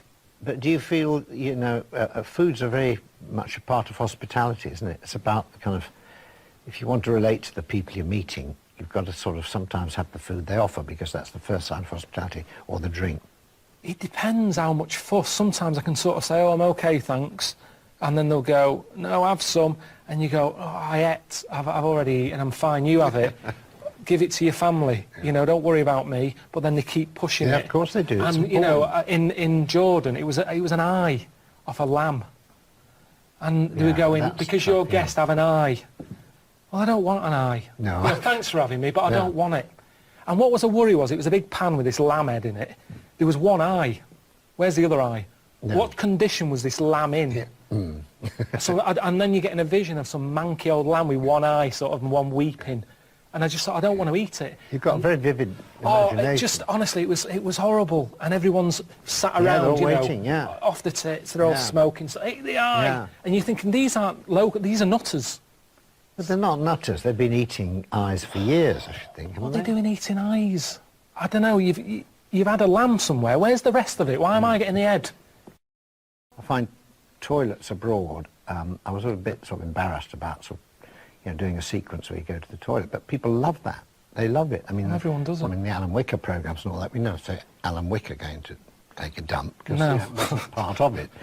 When we went to the toilet in the South Pole, and I sat there, and there was kind of blocks of ice had been dug around. You just sat there on the john, and you know, looked for 10,000 miles, you wouldn't be able No to see one. anything at all, nobody at all. But I found that a lot easier, because I had the same thing there, and at least somewhere like that, with it being freezing, you don't get people out walking a dog, do you? You sort of think, I'll just have a shit in this gap. There's no one going to come wandering past, whereas in India, everywhere's busy. Yeah. Even if you go down an alley, you think, I can go down here and empty my bowels, and there's a family of 12 living there or something. There's no gap, there's no space. While we're on it, squat toilets I quite like. Do you like those? Can't do it. Oh, Can't do it. oh dear. It's like my stomach's going, I'm not coming out. It's, you know, I'm not releasing anything. You're not sat on a seat. It's like a safety thing. I was trying it before I left on the trip before India. The first time I went, I knew that was going to be the case, and I tried it at home. I put out newspaper in the toilet. I didn't even tell my girlfriend. I just wanted to see if I can do it. Couldn't do it. Couldn't do it. Well, that's probably because you're at home and you put newspaper on the floor. It's actually sort of, whatever the word is, physically, it's a very good position I believe to be so. in. But for me, you know, the toilet thing is a big part of my life, in a way. It's something I do look forward to. If the day ever came that I had to have a bag, I think it's almost like that moment's been taken away from me. That just me in a little room, door shut. Yeah. It's me time. I always said that. It's a chance just to get away from everyone. Yeah. And people leave me alone when I'm in there, you know. Usually, I hope so, yeah. Yeah, but well, you'd be surprised. Publishers can't Well, ring you up the when you're on the problem is toilet. now- You don't have your mobile with you or not? I do, yeah. Do you now? God. Well, that's the closest I get to multitasking, that. I met a bloke on a conference once who sent a drawing to Blue Peter. It was their designer car of the future, and he sent them a drawing that was a car, and the only innovation was that you can have a shit while driving. And then he put shit goes down pipe, which becomes fuel. They must have looked at that and gone, what a maniac. I think that's a brilliant... I mean, I've driven a long way. I drove to Cornwall recently, and I would have loved... But I think he did it when he was built about into the 9, seat. and he must have thought, oh, I'm being driven to school. Oh, I need the toilet. Wouldn't it be good? But if why this- hasn't that been done? What? Well, like Steve says, I've been in the same situation when you're driving and you go, oh, where's the service station? You see a sign saying 36 miles. So what? You're in agony. So you suggest pull your trousers down and shit down in the seat that's a toilet? Yeah, what's wrong with that? Well, you got your nan in your back. She's got one as well. So you are going to Cornwall all shitting? Well, not all the time, but it's more useful to me than a lighter. So also, at Where what do you point wash do your you hands? wash your hands or Yeah. wipe your arse? At what point does that occur? At the end of the journey. Oh, God! So you get in, you have a shit at Deptford, and you wipe your arse at Polperro. Yeah, but like I've said to you, this isn't like just people going, oh, I think I'll have one. Do you need one? Not really, but it's something to do, innit? I'm sick of playing I Spy, I'm having a shit. You have it when you really need one. When you have to pull off a motorway, it's a lot of messing about. It's probably going to be a queue at the toilet. No more queues at toilets. 10 minute Rick, that takes, doesn't it? 10 know, minutes yeah. to 10 pull off, minutes. have a quick shit. Driving along, it's just going on. It's just going on. Don't even know about it. Radio's on, everyone's happy. Doesn't matter. I don't know, I mean, we all do it as well, that's the thing. Anything else you'd come up with? There's so many things, chocolate fountain, anything like that. I just go, what are these? Who's invented these? Who's okayed this idea? And yet I can't have a shit on the motorway. I'm always getting stopped for I mean, there's so many charities now. It's not just starving people anymore, it's everything. Yeah. One little fault, they're out there with a clipboard Yeah, a asking lot for your of bank new, a details. lot of new diseases have cropped Definitely. up. But that shouldn't be allowed. I think they should have, like, 1 year where they go, this year, you know, hungry people. Right. Next year, people with a limp. Or just like they do with the China thing, with the year of the cat, year of the rabbit. It's very clear. Yeah. It's that year. That's who we're helping this year. Right. If you've got that problem, it's your year. You're going to have a good one. And who decides? Just have some meeting. Just have a meeting with what would be the first charity. year? So what would be the first year? This year? Right, well, we'd look at it and we'd go, right, what are we hearing a lot of problems about? And someone goes, so-and-so's hungry. Go, right, are we all in? Are we in to give this lot food? And we're not just going to give them food. So it's not everyone who's hungry, it's specific people. So it's like hungry... Starving, people who are starving. If someone goes, oh, my kid's deaf, well, maybe next year. Maybe next year. It's not your turn this time. We can't help everyone at once. Because that's life, isn't it? You've got to give and take in your own life. There's things that I want, I can't have. I'll do without, have something else but that's there's more so important. many causes that But it that's could what I'm wait saying, 20 Steve. years before your charity I know, comes but round. what can you do then? Because we're not sorting it all out anyway. I'm paraplegic. Right? Oh, I need help really bad. So does everyone else. Well, why are you giving it to the hungry now? Because if we don't help the hungry now, right, they can't wait. You can wait. Right. Oh God, I'm blind. Is this a different person now? Yeah, I'm blind. Right, well, you're not hungry though, are you? Well, a bit peckish. Yeah, well... Where's the fridge? I can't find the fridge. Can you help me to the fridge? Yeah. Otherwise I'll be hungry as well. I'm blind and hungry. I'm blind and hungry because I don't know where the fridge is. Who's let you in?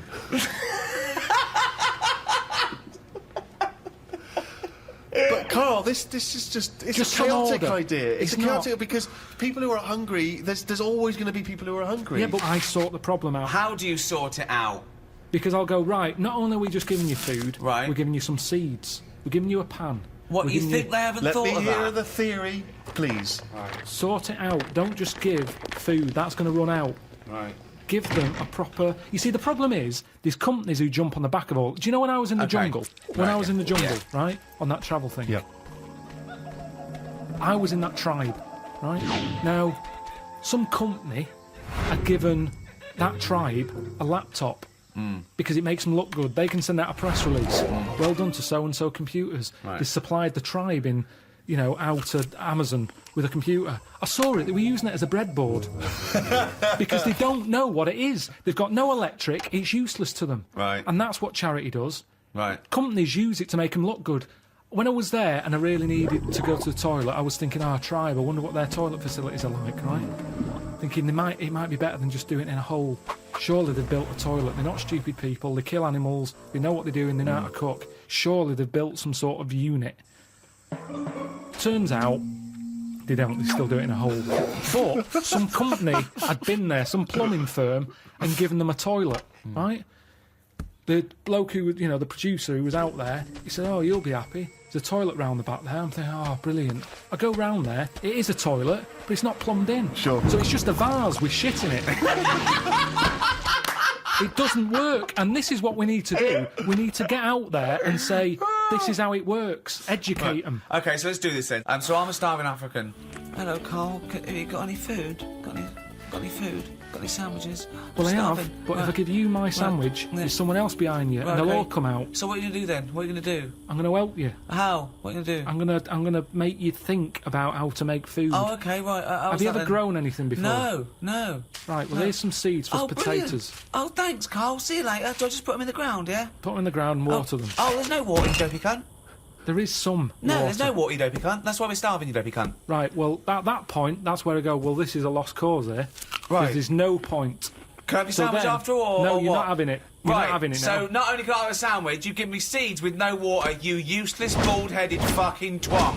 Right, but all I've done there is made the mistake of the computer firm who's given a laptop to a tribe. Right. It's useless. Right. But there's got to be another way round this. Go on, then. Either move... Right. Because every year they're going to be queuing up saying, I'm hungry, give me a sandwich. No, you're not having another sandwich. Once again, it's an utterly ill-informed discussion. I'm just saying, there's no point queuing up every year. Do you want a sandwich? Here's a sandwich. The next year, can I have a sandwich? Where's your brother? He died.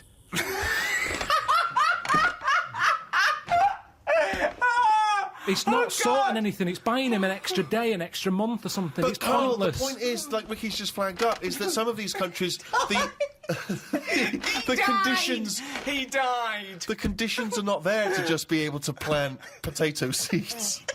So what are they meant to do then? Do you think we should go out every month, every year with sandwiches? Is that your answer, like some sort of buffet, an all-you-can-eat thing once a year? You see, it is bad. I don't want to come across harsh. They've got nothing. We waste stuff here. Waste annoys me just as much. Right. When I see sandwich shops chucking stuff out and bin bags binning it, Yeah. when there's people out there who are hungry, it's ridiculous. Yeah. But I don't understand. Right. It's a problem that isn't being solved. So your conclusion for these people, because there's no water where they are, right, is move. That is your honest. They should move. Well, what's your solution? Well, I don't know. I don't know the ins and outs. I don't even pretend to know. But I tell you, it's not just it's sticking a, what's that saying? I don't know, sort of sticking a plaster over a hole or something, and the plaster comes off, it's a problem again. yeah, that's the saying. Yeah, it's the same. I think that was Mark Twain. Hello. Hello. How are you? I'm alright. Oh, I'm fed up. You are? Why not? You're my neighbour. Yeah, I'm your neighbour, yeah. Why do you keep putting bins out? Who putting bins out? You. Knobhead. What are you on about? Who is it? Who's this? Chris. Who? Noah. Well, have you got the right number? Who are you ringing? I'm talking to you. Knobhead. Who am I? Knobhead.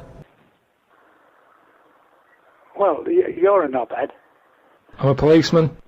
You're a policeman, and if I get hold of you, get calling, I'll have you for this call now, because it's all taped, and I'll find out who it is. There's something wrong with you. Yeah, there's something wrong with you. You got a hairy bollock. There's something wrong with you. I'm glad I've got it all on tape, anyway. Do you want a cup of tea? Cup of tea? You'll get a cup of tea. You'll get me fucking fist up your fucking ass. That's what you'll get. Give it a go. Yeah, you better fucking go. I'm gay. Yeah, you're gay. You'll be gay when I fucking get you. And it makes you appreciate how good you feel. Hello. Hello. How are you? Who's speaking? I'm alright. You're my neighbour. Neighbour from where? Yeah. Why do you keep putting bins out? I don't know what you're talking about, I'm sorry. Bullshit. The bin men doesn't come till a Thursday, it's Tuesday. You're putting bins out too early, there's foxes getting at them, there's shit all over the place. Excuse me, my bins aren't out. There's dirty underpants you keep putting in the... You. Say that again slowly. I'm talking to you. Knobhead. I know you're talking to me. Where exactly are you and There's who are dirty you? underpants you keep putting in the bin. I've told you it attracts foxes. Stop putting the fucking bins out through 2 fucking days early when they've got to sit there and it attracts you. And trying to sell me flat. These dirty, shitty undies all over the fucking pavement. I don't know whether it's one of these stupid jokes. I'm having a breakdown. Who's speaking? Okay then. You're my neighbour. Who are you? Who are you speaking? You're my neighbour. Where do you live? Why do you keep putting bins out? Where do you live? And I'll tell you where I live. I don't want to say. My bins aren't out. Bullshit. Okay, what street do you live on? I don't want to say. You don't know what street you live on? Well, I bleeding out, you know what street I live on, you dickhead? I can't remember. You can't remember? Well, What I'm stop saying- ringing round and being out making an ass of yourself. My bins aren't out. If you're not prepared to tell me who you are, where you're speaking from, you're talking out your arse, Bullshit. mate. All right, ta-ra. What I'm saying is, I'm mental. Hello. Hello. How are you? Alright. Oh, I'm fed up. Jack Daniels. Yeah. You're my neighbour. I don't know. Why do you keep putting bins out? What do you mean? Why do you keep putting bins out? What are you talking about? You keep putting bins out. That's what annoys me. Do you know what I mean? What do you mean keep putting what out? You keep putting bins out. There's dirty underpants you keep putting in the bin. I've told you it attracts foxes. Stop putting the fucking bins out through 2 fucking days early when they've got to sit there and it attracts you. And trying to sell me flat. These dirty, shitty undies all over the fucking pavement. Well, it's not mine. Right. Bullshit. What? Bullshit. Who the fuck are you? Yeah. You're my neighbour. Yeah, I'm sure I told you. What do you mean I'm your neighbour? Do it again. Where are you? You're asking for trouble. Tell me who you are. I don't even know what you're talking about. You're my neighbour. What a knobhead.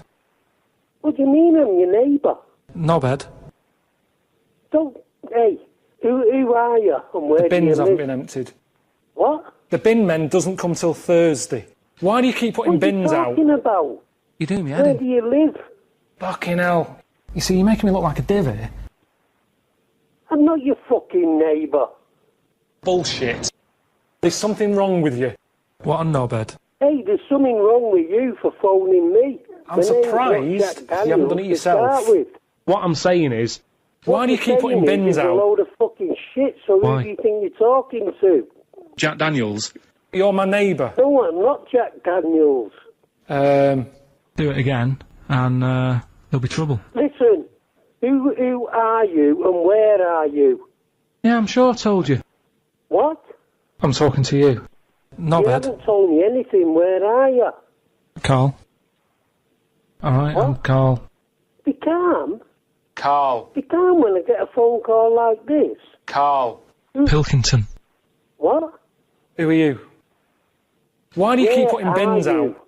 Who am I talking to? Well, it's not Jack Daniels anyway. Bullshit. Jack Daniels.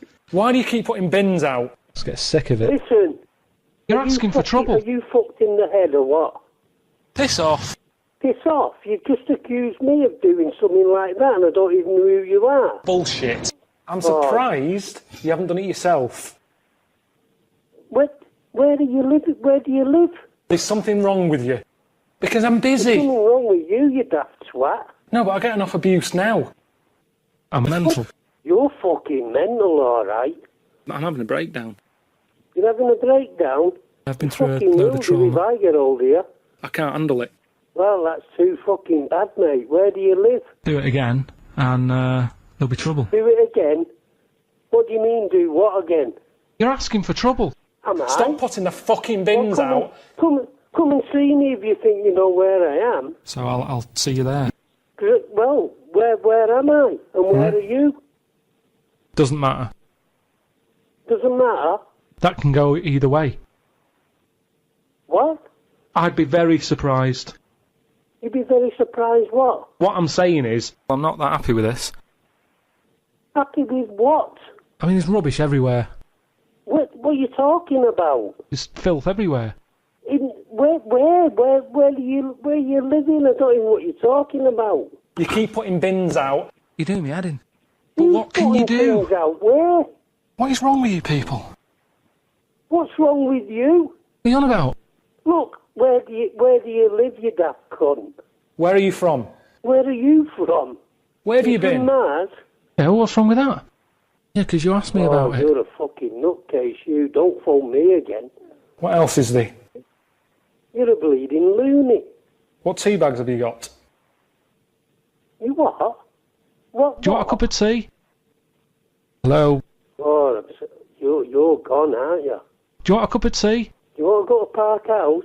Why? Because I think that's where you should be. No, you're not doing that. Pack it in. Pack it in. I'm just not happy with this. Don't phone me again. Well, which order would you say You're a works in? nutter. It's not worth it. It's not worth it, mate. No, it's not, because you're fucking balmy. So You live and you fuck off. learn. What I'm saying is... That's not normal, is it? Hello? Hello? Hello? How are you? Who is it? Oh, I'm fed up. You're my neighbour. Why do you keep putting bins out? Who are you? You're my neighbour. Neighbour. Yeah. Hello? What I'm saying is, why do you keep putting bins out? Who is it? You're my neighbour. But I'm just been speaking to my neighbour. What? You're on about bins? You keep putting bins out. Let's get sick of it. There's dirty underpants you keep putting in the bin. I've told you it attracts foxes. Stop putting the fucking bins out two fucking days early when they've got to sit there and it attracts you, and trying to sell me flats. These dirty, shitty undies all over the fucking pavement. I don't live near a flat. I think you've rang the wrong number. Bullshit. Do it again, and there'll be trouble. Do you know what I mean? I think you've rang the wrong number because I don't live near a flat and I don't put my bin out. Bullshit. What I'm saying is, it's a bank, right? Busy bank. Normal day, everything's going normal. Busy bank, people going in, doing what they do, seeing about mortgages and stuff. Everything's normal, everyone's happy. So anyway, it's quite busy one day. Fella comes in with a gun and a balaclava on. Man comes in, starts waving a gun around. So everyone's thinking, oh God, you know, everything, you know, oh God. And he's telling everyone to get down on the floor. So everyone's panicking, everyone's getting on the floor thinking, this is it, this is, you know, it's all over. Just when you think, you know, it's all bad news. Doors swing open. Little monkey wanders in. He's telling it to get down on the floor. I don't think it was taking any notice. Goes up to the robber, wanders in, runs up to the fella with the gun, takes the gun and the bag of money off him. Everyone's like, yay, you know, we've been saved. Then the monkey starts backing out with the gun and the money. It does a runner with the money and the gun. No one's seen it since. Right. I know it's mad. That's the idea of Monkey News, telling people how monkeys are pretty, you know, they're mental. Right, okay. Do you know what I mean? I'd appreciate it if you didn't ring this number again, because I don't know who you are, and... You're my neighbour. But I've just been speaking to my neighbour. You're not my neighbour. I know both my neighbours, and they're both lovely, and they're both elderly, and you don't sound like either one of them, so... So fail! Why do you keep putting bins out? Ringing this number. I'm mental. You're I can't mental. handle it. I can't handle it. I'm having a breakdown. Right, well, don't you think you should ring the Samaritans or somebody like that and not me? I need Jack Daniels. Do you know what I mean? Don't we all? But you don't really need to ring me, do you? I don't know where you've got this number from, but I'd appreciate it if you didn't ring me again. No, but I get enough abuse now. I'm not abusing you, I'm asking you nicely not to ring here again. Bullshit. Well, it's happened Say before, that, hasn't please. it? I've got 3 children stood here. Do not swear at me.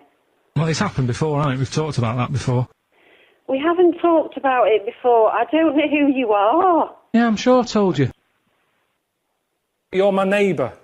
Fucking hell. You're not my neighbour. I know Fucking all hell. my neighbours. I live on a quiet little road. I know all of them. You are not my neighbour. Fucking hell. What a knobhead. You see, you're making me look like a divvy. Swear at me, please. Yeah. Fuck off. I beg your pardon. Piss off. Where exactly do you live? I'm not very good with words. Where do you live? You know what I mean? Yeah, because you asked me about it. Where do you live? What did he say? If you're my neighbour, where do you live? What road do you live on? Come on. You see, you're making me look like a divvy. Where do you live? This is where it gets weird. It's getting very weird, because you're not my neighbour, so... You're asking for I'm trouble. going to ring the police, because you're annoying me now. What I'm saying is, I'm a policeman. You're a policeman. Yeah. I'm a policeman. I'm Dr. Sexy. Right, well then you better arrest yourself then. I'm Dr. Sexy. How big's You're your a cock? doctor. How big's your cock? I'm sorry, but this is getting weirder by the minute now. Listen, go and ring somebody else, because you're Why? clearly not a well person. Why? Why? How have you got this number? If you go to places that you're in danger of being kidnapped, you're meant to have a code word. They've got a If bag I over go your head, to gun to your head or places whatever. I'm in Tell them danger you've of been what? kidnapped and you go... They've got a bag over your head, gun to your head or whatever. Tell them you've been kidnapped and you go, Congress tar. And they go, bloody hell, he's been kidnapped. Before you know it, the A-team's coming in. Hello? How are you? I'm alright, how are you? I'm alright. Very Sick good. of it. How'd you go on in Portugal? The bins haven't been emptied. Oh, you again? Why do you keep putting bins out? Hey, Give it a I've go. told you before, you got the wrong number. I don't know what you're Bullshit. talking about, so fuck off. Bullshit! Right, have you got that now? Are you fucking daft or what? I'm a policeman. Are you? Basically, right, I'm mental. Oh, I know that. I can fucking gather that. I'm having a breakdown. Have you? If I'm not me, what am I? I don't. A fucking nutcase. Now go away. I mean, there's rubbish everywhere. Hello. Hello. How are you? I'm brilliant. How are you? I'm alright. Graham. Yeah. Why do you keep putting bins out? Just get sick of it. What bins? You keep putting bins out. There's filth everywhere. I mean, there's rubbish everywhere. Hang on a minute. What address are you talking from? Yeah, I'm sure I told you.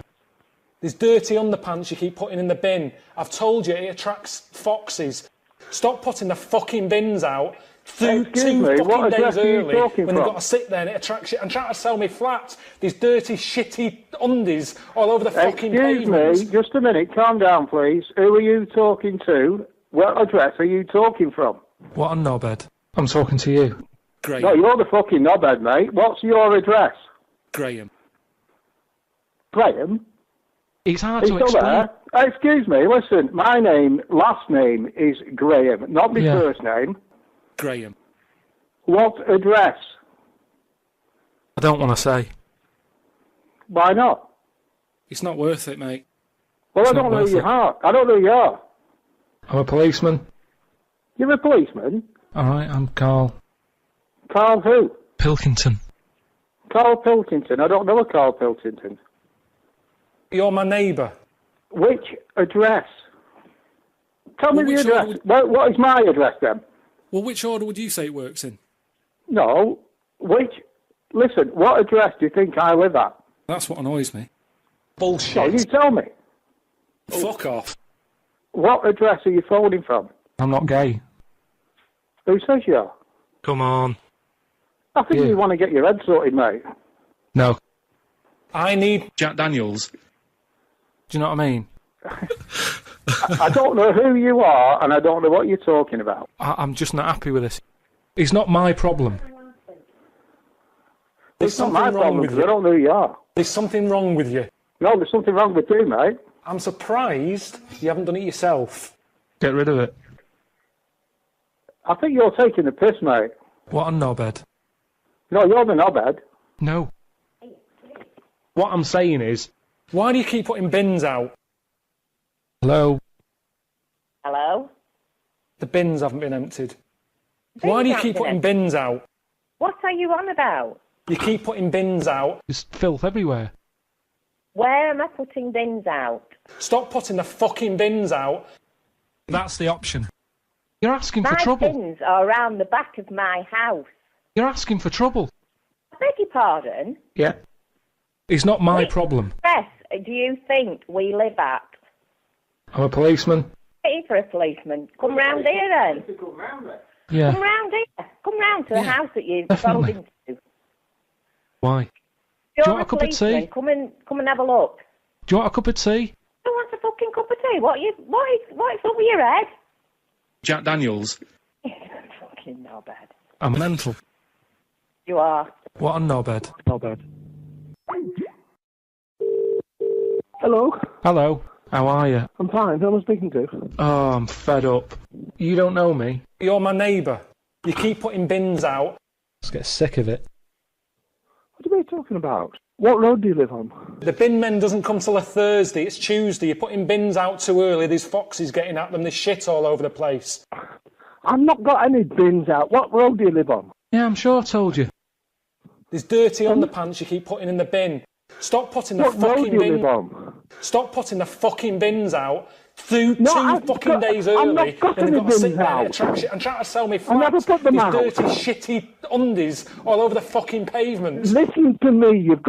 I think you've got the wrong number. I live on sick of Ripon it. Road. What road do you Bullshit. live on? Knobhead. Street. Pardon? Knobhead. You've got the wrong Street. number. I live on Ripon Road. But the fact of the matter is, you keep putting bins out. I mean, there's I rubbish don't. everywhere. There's filth everywhere. I never put my bins out other than the day they collected. Nothing else. Ever. Bullshit.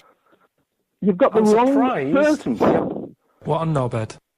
There's something wrong I with you. live on Ripon Road. What road do you live on? There's something wrong with you. I don't live.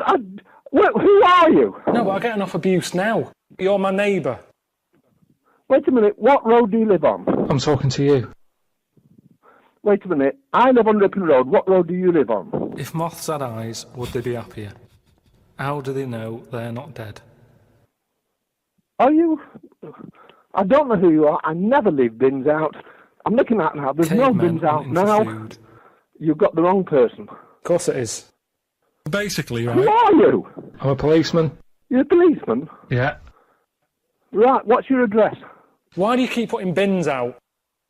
I don't! Now we're just messing about. Fucking hell. I do not put bins out, you idiot! You see, you're making me look like a divot. You've got the wrong number! Bullshit! Stop putting the fucking bins out. Two I do fucking not days put the early, bins and out. I've got to sit there and it attracts you. I'm trying to sell me flat. These dirty, shitty undies all over the fucking pavement. I don't know who you are, but I will contact the police if this carries on. It's not worth it. It's not worth it, mate. Okay. Give it a go. I will get your telephone number in a minute. Can you give me your telephone number? I'll phone you back. I mean, it doesn't seem like any of them is like a great option. Now we're just messing about. I don't leave bins out. I don't know who you are. I've never heard of your voice before. Tell me where you live, and I'll tell you whether you're our next door neighbour. But I don't think you are. I'm Doctor Sexy. You're my neighbour. You're Doctor. Look, I'm going to put the phone down. I'm trying not to be rude. I don't know what you're talking about. Why? I never put my bins out, so Why not? whatever you're talking about is rubbish. And I don't mean rubbish in the bin. Bullshit. I'm sorry. I don't want to offend you. Bullshit. I'm putting the phone down now. If you can't do it, don't do it. Fuck off.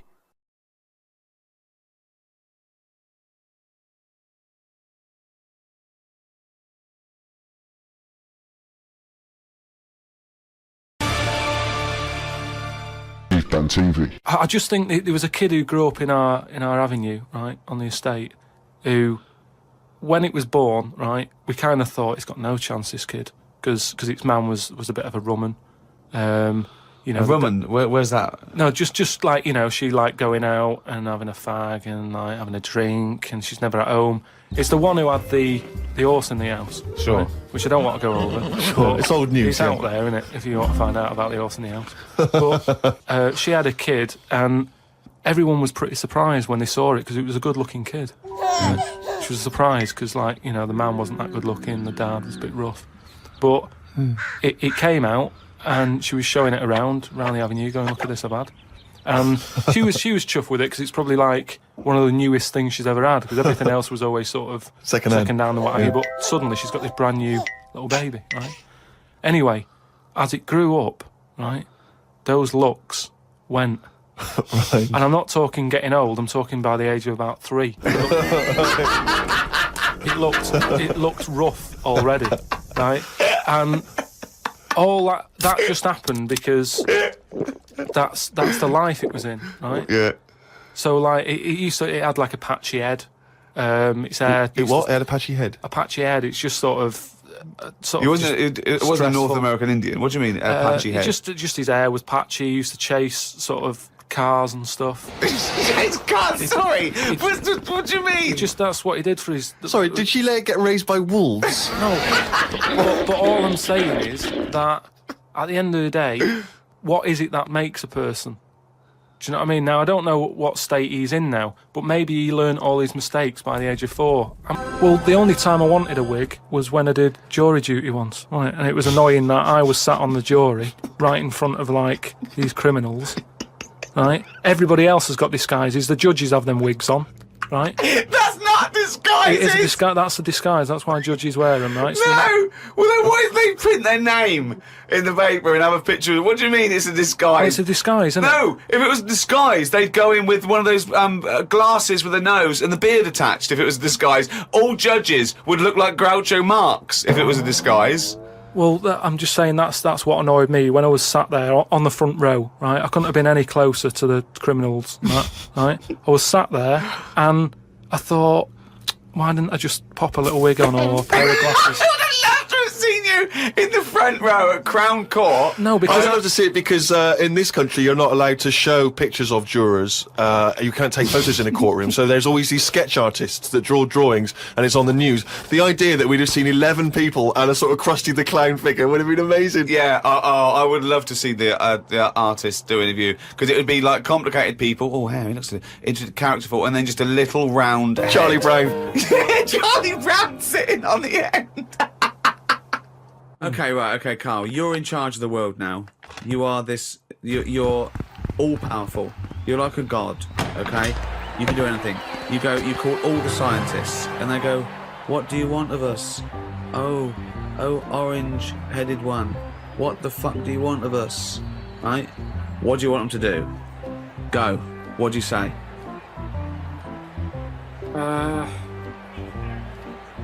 Well, I want to come in and... How long have they been working on the Big Bang idea? Forget it. You've got every scientist... No, but I don't just want to come in and poo-poo that, because they're going to... Poo-poo. They've done a lot of research on it. Hold on, you wanted to stop a minute ago. Yeah, I know, but you don't just come in, guns are-blazing. I'd say, hello, everyone. You can do anything you want. Go on then. Hello, everyone. Hello, Carl, leader.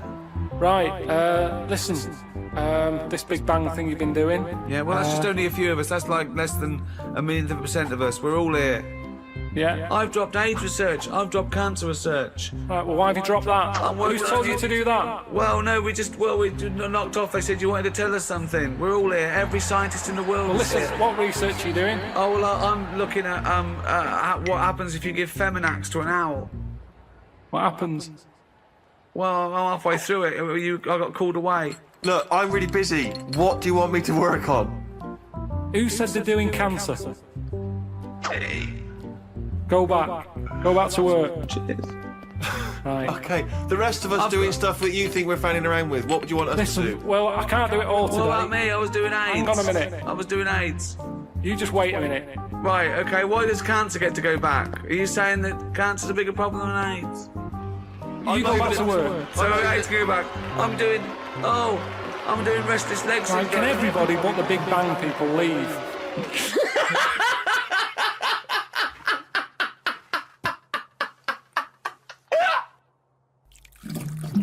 These words of wisdom will be inscribed on a wall of a museum one day.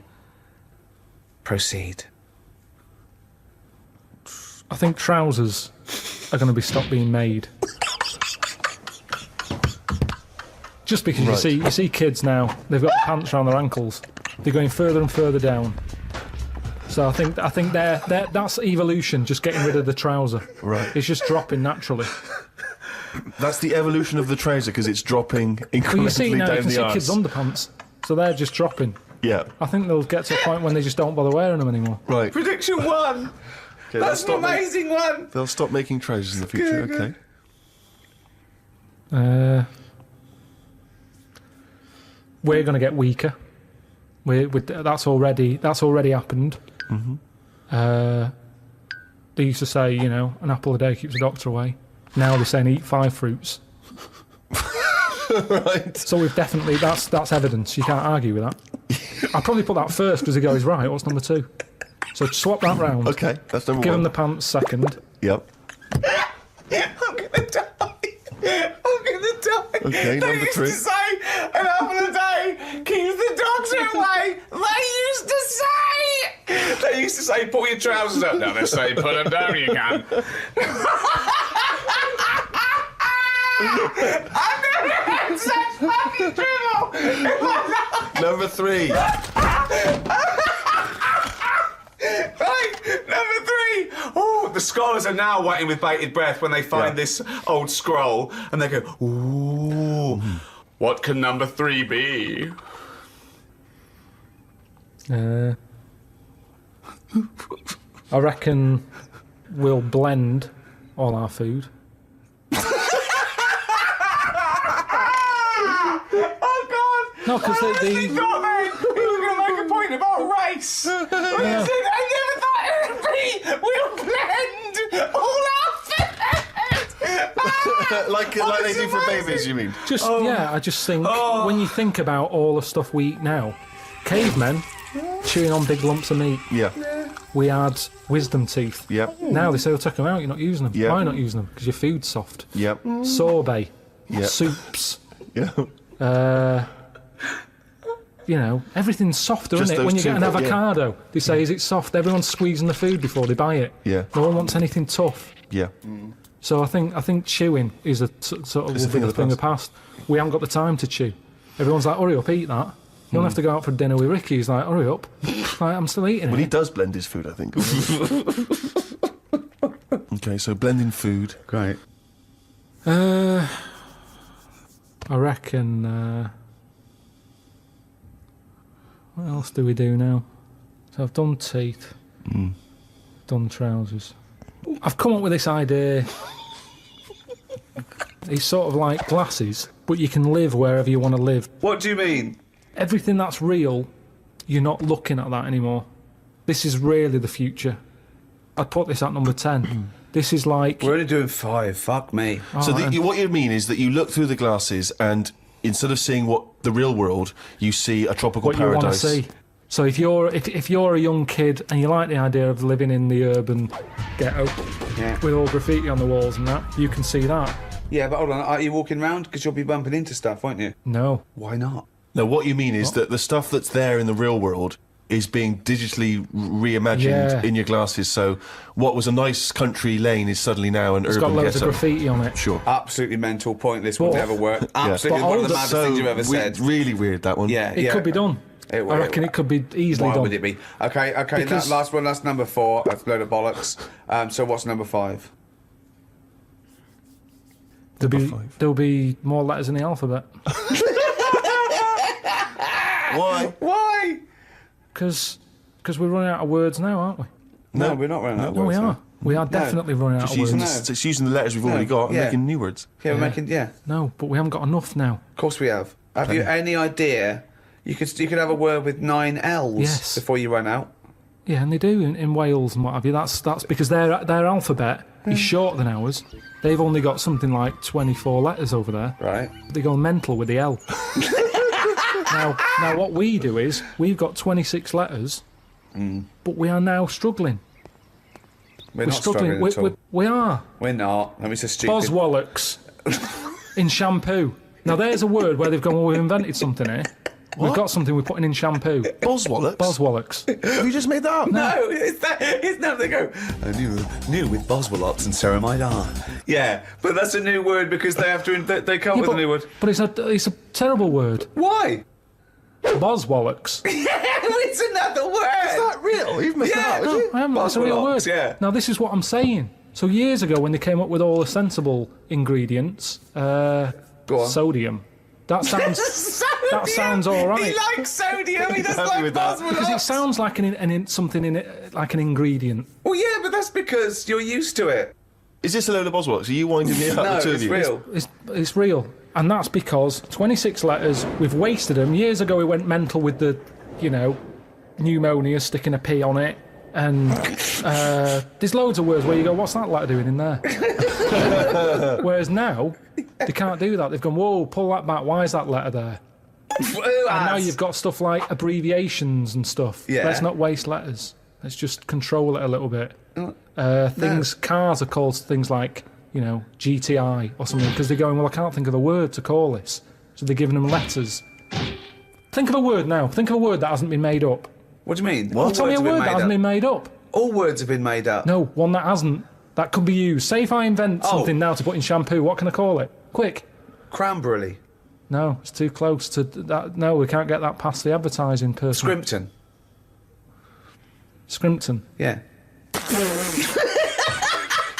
It took Ricky 2 goes and you accepted his second one. Well, I think we've sorted out the future. One of my first disappointments with football, I was 10 years old, okay, and one of the teachers was in charge of the football team, my junior school, and I went down to Tutty's, it was, a shop in Reading with my mum. So it's white socks, black shorts, white shirt, like that, got that. Went to, knocked on his door, I said, I've got my kit. He went with the trials yesterday, he missed it. That was it for a year, right? Next year, where the trials, got the trials, okay? He was going, everyone, I want to give it 100%, right? Really try hard, really try hard. He's watching people play, right? I made sure that every time I ran by him, I was out of breath. Really trying. Every time I ran by him, he's sort of looking at me, I think, yeah, right? Came to it, he said, the team is this, I'm left out, right? He went past me, and he went, you've clearly got asthma. So you didn't make that team either? Yeah, and I didn't, and I vowed that day, never try hard at anything. Yeah, well, you've certainly kept that up. Yeah. Question from Kevin. He says, Carl, other than the famous boxing match that you've often talked about, I know that took up about 20 minutes of your time, have you ever been in any other kind of fight? I don't suppose a slangy match. I think they're talking, have you ever been in a physical fight? Once that I can remember. It was over a woman. Well, a girl. I was at school. Yeah. And it was because, like, it's hassle, innit? Right, relationships when you're younger. How old were you? About 7. It was over a woman. Go on then. Yeah, go on. And there was this girl knocking about who, you know, she was quite good looking, everybody liked. And my mate, he really liked her. And I didn't sort of ask her out on that, but she just sort of took a shine to me and stuff, right? And didn't really go out with her properly. It's at that age where going out with someone is just like sort of going, all right, in the morning, do you know what I mean? You just sort of nod your head. Yeah. And that. Anyway, there was some sort of school disco, and they were playing Spin the Bottle or something, right? And I sort of wandered over to see what was going on, and I stood on this girl's dress and put a hole in it.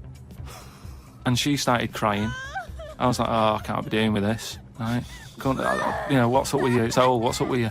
And everyone's going, Carl, what are you doing? That's meant to be your girlfriend and that. You should be sort of saying, oh, I'm sorry, and giving her a hug and all that, and saying it'll be all right, we'll sort the dress out. I said, oh, I can't be dealing with this. Right? So she's crying her eyes out, I said, it's over, right? Oh, it's over, you saying, all right, in the morning. Yeah. No more of that. Yeah, there's no more. Right. In the morning. So I go to the toilet, right? And this lad who fancies her comes in and goes, you're out of order, you know. I'm saying, what are you on about? Sorry, there's 2 7-year-olds. Yeah. You're out of order. Keep out. Yeah. Cut it out. Show her a bit of bloody respect. Sorry, were you wearing trilbies? Yeah. He put his cigarette out in the sink, and he just said, leave it. Get out of my face. So I just sort of said, look, why are you getting involved and all that? Yeah. 2 7-year-olds. Yeah. Why are you getting involved? And it was obviously like because you know he fancied her and that. We had a bit of a fight in there. Yeah. I accidentally, you know, sort of chipped his tooth on a sink. Wow, is it like a proper... Sorry, this is like someone from Lock, Stock and 2 Smoking Barrels. Yeah. What are you talking about? 2 7-year-olds in a toilet. So you put a hole in her dress. I don't know how that happened. What were you wearing, football boots? How did you make a hole in her dress? I don't know, it was like that sort of material. You were wearing winkle pickers. Like crepe, you know what I mean? It was like a crepe dress or something. Yeah. Right. And that got a hole in it. So you're having and when you say you're having a fight, I mean, are you wrestling with it? You got arm locks and head bit locks? of wrestling and shoving about and that, and it was an accident. I didn't sort of go, right, I'm going to break your teeth or anything. It's just that I happened to push his head down, and his tooth hit the sink, right, and it chipped and what have you.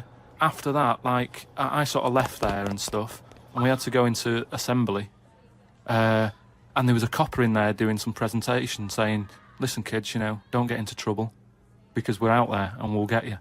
Right, so sort of trying to teach the kids young not to get into any trouble and stuff. So I'm sat in the assembly room thinking, oh God, there's a copper here talking, and like my mate's going to come in a minute, like with a chipped tooth and everything. And questions are going to get asked. That's what kind of happened. I mean, the coppers didn't get involved. Yeah. Did you turn your back on violence after that then? Yeah. He said you'll never take me alive, copper. So yeah, that was the sort of last fight. Brilliant. friend of mine got a gift, or rather gave it as a gift. I don't know if you've been familiar with these. It's a charity organisation, and you go on their website or you phone them up, and you can give someone else the gift of, say, a goat. And it's a sort of goodwill thing, you know what I mean? So you buy an African family a goat that will help them for years. And it's like you're saying, well, I would have bought you a present. Yeah, but I've used that money wisely. Yeah, so it's almost like they've given exactly the present. They've given the goat. Yeah, it's a beautiful idea. But as soon as he told me about it, I thought to myself straight away, knowing Carl's views on charity and giving, I wondered what his views would be. Well, are they happy with the present over there? Like the people who are getting it?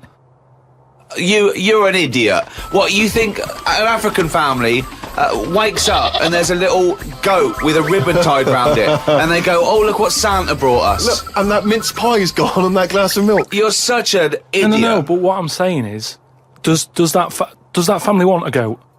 Yes. But why? It's not they want a goat, it's they need a goat. Do you think... What do you think this organisation is? Just arbitrarily giving goats to people. They're going to say, oh, I wanted Nintendo.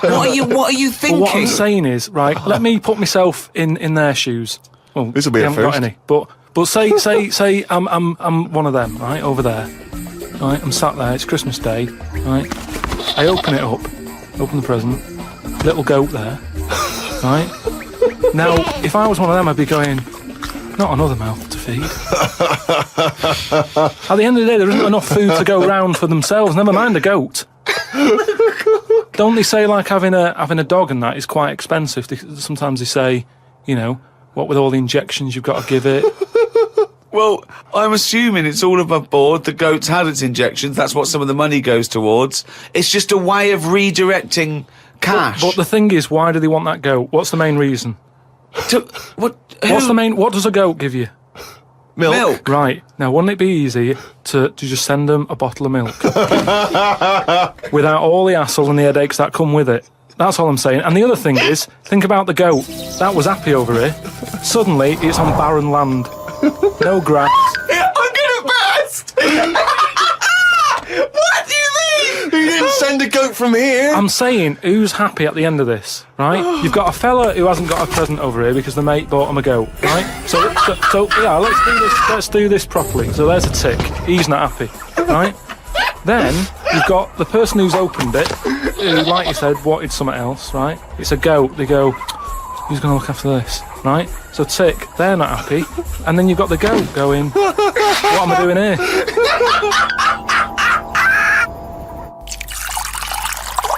Rick, we've had an email here from a bloke. I think you're going to respect him, because I think you can tell straight away from his name that he's the kind of guy you'd want to hang out with. Go on. I know how much you love fun people. Yeah. Well, Paul, and he's calling himself this, Paul the Party Animal Parker, he's emailed in. He's given himself that moniker. Right, I assume they're in sort of like quote marks, They're are they? in speech marks, yeah. Paul Brilliant. the Party Animal Parker. And he's calling himself that. Yeah. That I can't wait to... So when you picture him, what are you thinking? Millhouse. Right, okay. I think he looks like Millhouse from The Simpsons. Yeah. He's working in sort of an IT department, maybe? Yeah, for a possibly. large organisation? Oh, I think he might still be at school. Okay, right, yeah. Yeah, I think. And this is the vital question. Do you believe him to be a party animal? I believe him to be a party animal is as much as a man with a long scarf that his mum knitted him to look like Doctor Who can be a party animal, yes. Do you think that when people are organising parties at his school, they're thinking the first person they got to get on the list and make sure he's guaranteed as You've got to take Paul the party animal. Because I bet he's got millions of affectations. I bet he wants to be known as the one that carries around a biscuit tin. Yeah. You know, he's got the scarf. He's the guy who only ever wears bowling shoes. It's his thing. It's his thing. He's a little bit kooky, it's his thing. And it is fairly interesting what he sent in. He's found this on the web. A Serbian man who has invented a sex machine for women. And he's appealing to Western women to test his device. It runs on a 390-volt electric engine, simulates sex, and has a 7.5-inch artificial penis. As soon as I read this, I was thinking... It's just imagining there going, oh, thanks for coming in, yeah, okay. So there's what's going to happen is there's a penis that's going to pop out from here, and it's going to have sex with you. I'm going to stand behind the machine, I've got to stand behind here. There's a lot of dials and stuff. I don't want to bore you with. Well, why do you have to stand behind it? Just I can't. It's technical stuff. But I got to be behind the machine. But there's no penis on the robot at the moment. It's just a hole. No, don't worry. What happened is I'll switch the machine on. I'll go behind, and then a penis will appear. Will it be like a metal-looking penis? It will be a robotic penis, but it will seem like it's a regular fleshy human penis. So you've made this sort of like robotic penis look really realistic. It's really realistic. You will not be able to tell the difference between, say, the robot one and mine, for instance. Okay, well, I don't want to see yours. No, there's absolutely not. Because I've not come around here to have sex with a person. I know, you come around to test the machine. Yeah, and that is exactly what you're going to get. Okay, a piece of mechanical action. That's it. Talking of eating knobs, Carol Thatcher, you know, a daughter of one of our leaders. Sure. Well, you saw her in I'm a Celebrity, Get Me Out of Here. She popped a couple of bollocks in the mouth, Oh. chewed them up, swallowed them. Oh. Kangaroo penis there, dried. She couldn't even get. It was so tough she couldn't even get through it. And then she, eventually she eats it. What was it, like a pepperoni? Yeah. And she. What do you think of that, Carl? What, eating that sort of stuff? Yeah. I watch it. I like those little trial bits, right? Yeah. But what I don't think people realise is, right, it is hard eating a little kangaroo knob. Right? Really? How'd you know? No, it's just, you know, you think about it and you go, oh, couldn't do that, right? But what they never mention on the TV programme, which I think takes it to the next level, right, they're eating that at like 7:30 in the morning. Sure. Right. Which is worse, innit? Yeah. Do you know what I mean? If I was there and Ant and Dec said, right, Carl, eat the knob, I'd go, hang on a minute, give us a few hours, let me get some rice and that on my belly, and just sort of fill me up a little bit more. I'll pop back at about 6:30 this evening. Right. Have it ready.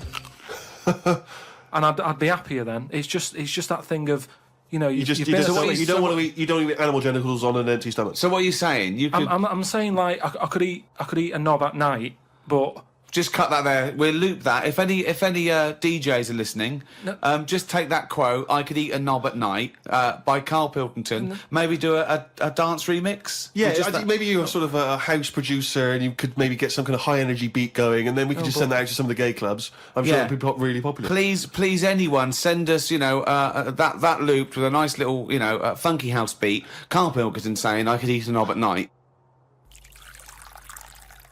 But don't you see what I'm saying, though? The way the world... We've changed more than the world has. We can't handle anything now, can we? Look at it, like I say, a bit of snow, a bit of cold, everything comes to a standstill. Yeah. Oh, I can't go out, it's dangerous, you'll slip over, people having time off work. Yeah. What would you do, right, if you run a business, right, your business could go under, right, it snows a bit, you've got 10 employees, you're paying them well, and they go, I can't come in today, Carl, a bit icy. I'll do it, okay? Right, they're snowed in, right? You're running the business. What are you running? It's a... let's not... I'm not going to big myself up. It's just it's a factory. It's U-bends. U-bends. U-bends for... Toilet. So you run a... Okay, right, okay. So you pay them all right, don't you? I'd say most of them are on above average. So you're there. What time do you get in? About 9:15. 9:15, waiting for them to come in at 9, yeah? Yeah. Okay, right, it's snowing. It's a bit snowy, you got there. It took you a bit while. You'd set off early, did you? Or? Gave myself a bit more time because I had to put the heating on the car. Okay, ring, ring. Ring, ring. Hello, KP Plumbing. Oh, is that Miss Pilkington? Yeah, it is, yeah. Who's that? It's Sheila.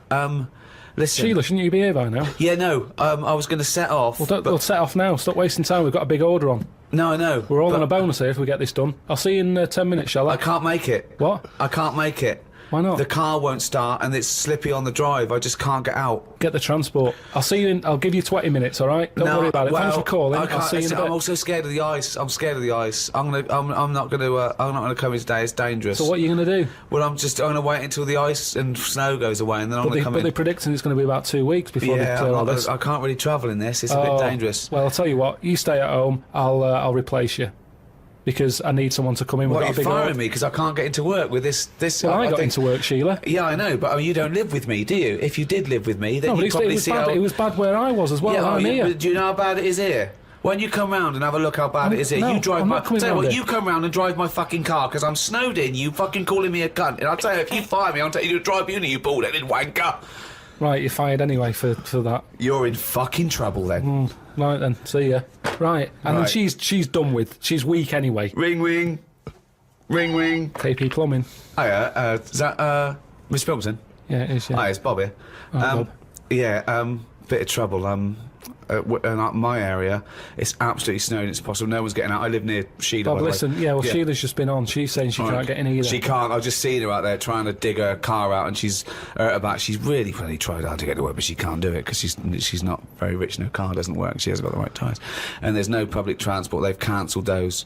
Wrong snow on this country. I'm not going to make it in today, son. So, I'll see you tomorrow, right, boy?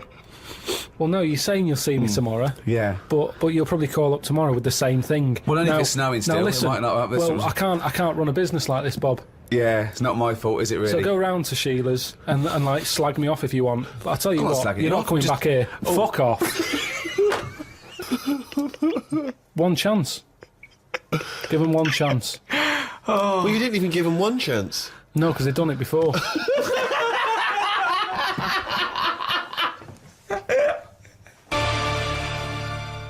On TV. Yeah, the thing is, I don't know what power I've got. That's the thing. If I start wrestling with him, I don't know how strong I am. I might do some damage. By accident. Because I don't go about punching people and stuff, so I don't know how hard I can hit. I might really hurt him. Well, there you have it, folks. Now, let's see him in action.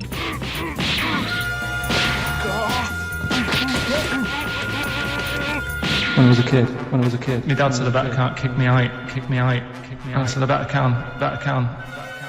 Kick your height? What, you mean kick as high as yourself?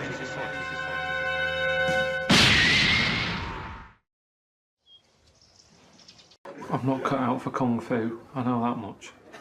That shouldn't hurt, should it? Just having a cup of tea.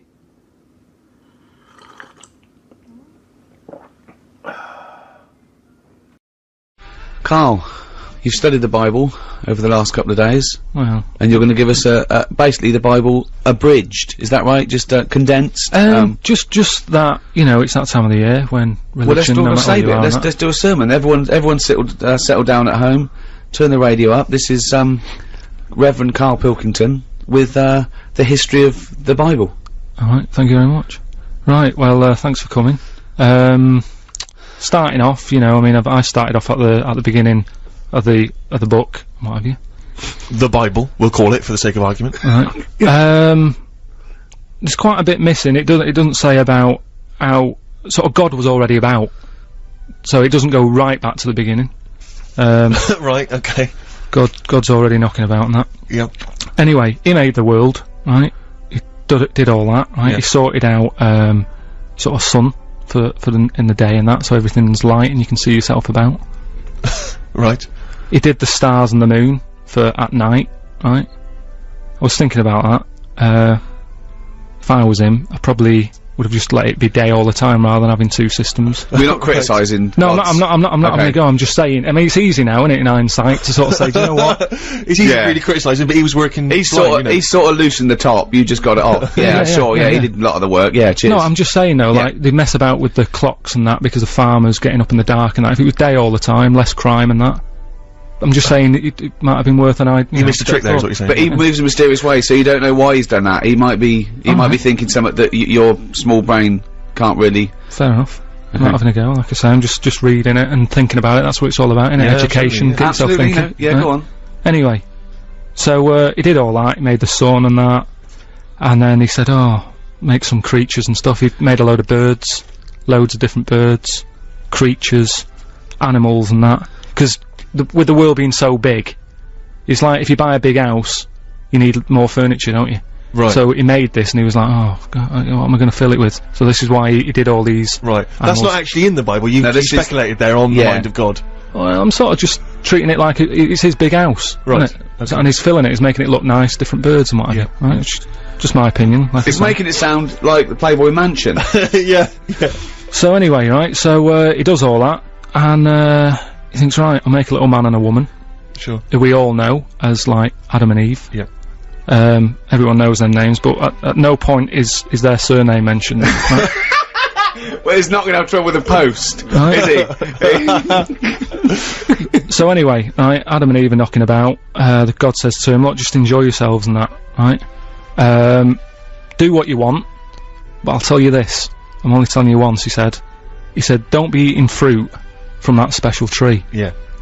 So, they were like, alright, fair enough. He said, the tree that I'm talking about is the tree of knowledge. Yeah. So that's sort of made it a little bit worse, because it sounds good and that, and you're like, oh, knowledge. Yeah. Well, don't go in that door. Yeah, It's that sort of thing. Instead of just sort of not telling them. Because I don't know, see, the tree of knowledge, what it had on it, by what I can work out, is, it's an apple tree, right? And it's pretty tempting, innit, to have a little cheeky apple, because I don't know what they were eating back then. Right. Do you know what they were getting by on? No, I don't know. Right, so anyway, so they were like, yeah, alright, whatever. Eve goes for a wander about. Yeah. Right? Killing time and that. Bumps into this snake. Oh, yeah. And, Snake said, said, alright, you got an apple, right? And, he was selling it to her, he was going, it tastes good and that, right? And she's like, well, shouldn't really, but, you know, I've been told that I shouldn't eat that, because I think God said to her at some point, get on with it. You're on page 1 at the moment. This is absurd. This is just unbelievable. I know, but I'm just Just get to the point. You're on page 1. You haven't moved on. Just get. Okay, we know Adam and Eve. What have you learned? Yeah, I know, but I'm just saying. He was saying don't eat it because it's dangerous. I know. We know. Get on with it. Just get on. I mean, But the thing is, people do eat things that are dangerous, don't they? Like, and pufferfish, even to this day, people are eating stuff that can kill them. Yeah. So it's not a threat. They're not that bothered. It's an apple, right? They're gonna have a little cheeky apple. Anyway, they eat it, right? God goes mental at them. He said, I told you not to do that. I've told you can enjoy yourself and everything. You've gone against what I said.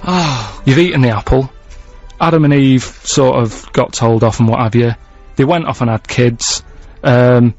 That added extra pressure. A lot of arguments happened. And, that's kind of part 1. That is amazing. That is amazing. So, oh, you're an idiot. Really, you are an idiot.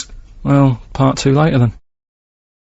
And this is what we need to do. We need to get out there and say, this is how it works. Educate them. Okay, so let's do this then. So it's with the seeds. You're not giving them a... so I'm a starving African.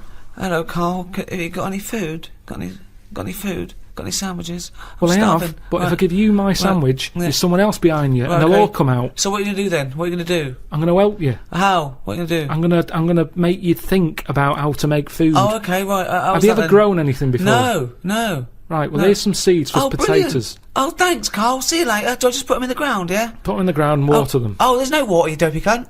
There is some No, water. there's no water, you dopey cunt. That's why we're starving, you dopey cunt. Right, well, at that point, that's where I go, well, this is a lost cause here. Right. There's no point. Can I have your sandwich after all? No, or you're what? not having it. You're not having it now. So not only can I have a sandwich, you give me seeds with no water, you useless, bald-headed fucking twonk. Right, but there's got to be another way round this. Go on then. Either move. Right. Because every year they're going to be queuing up saying, I'm hungry, give me a sandwich. No, you're not having another sandwich. Once again, it's an utterly ill-informed discussion.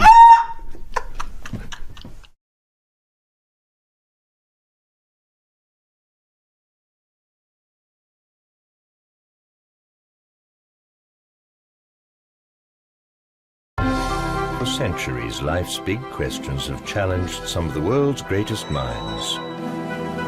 The need for love, marriage, and lifelong commitment. The yearning to reproduce, and the survival of the human race.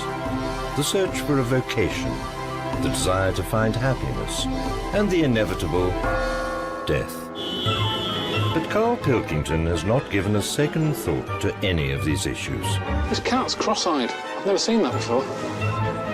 Now he's turned 40, he thinks it's time he did. He's travelling around the world to see how other people deal with life's big questions. We've had the Iron Age, the Stone Age. This is the about age. Karl wants to know why people get married. Just because two people love each other, they drag other people into it. Get on with it. He wants to find out if you need to have children. This is definitely confirmed that this is not for me, this, at all. Do you need a vacation in life? Tell you what, thirsty work, though. What's the secret of happiness? And how do you deal with death? This is the moaning of life. It's like, who's the mental one here? Is it me or everyone else? Interesting knowledge. Carl is studying. Okay, what's the next one? What's the educating Ricky? I don't know, see, like I say, I was looking around and there's stuff that is interesting, right? I was looking on the web. But there's no point. Well, it's just that I found one about, what's the point? About a lad who, 8 years old, but he's still breastfed. Now, I don't know if you can get anything out of that. Is that what his mum said?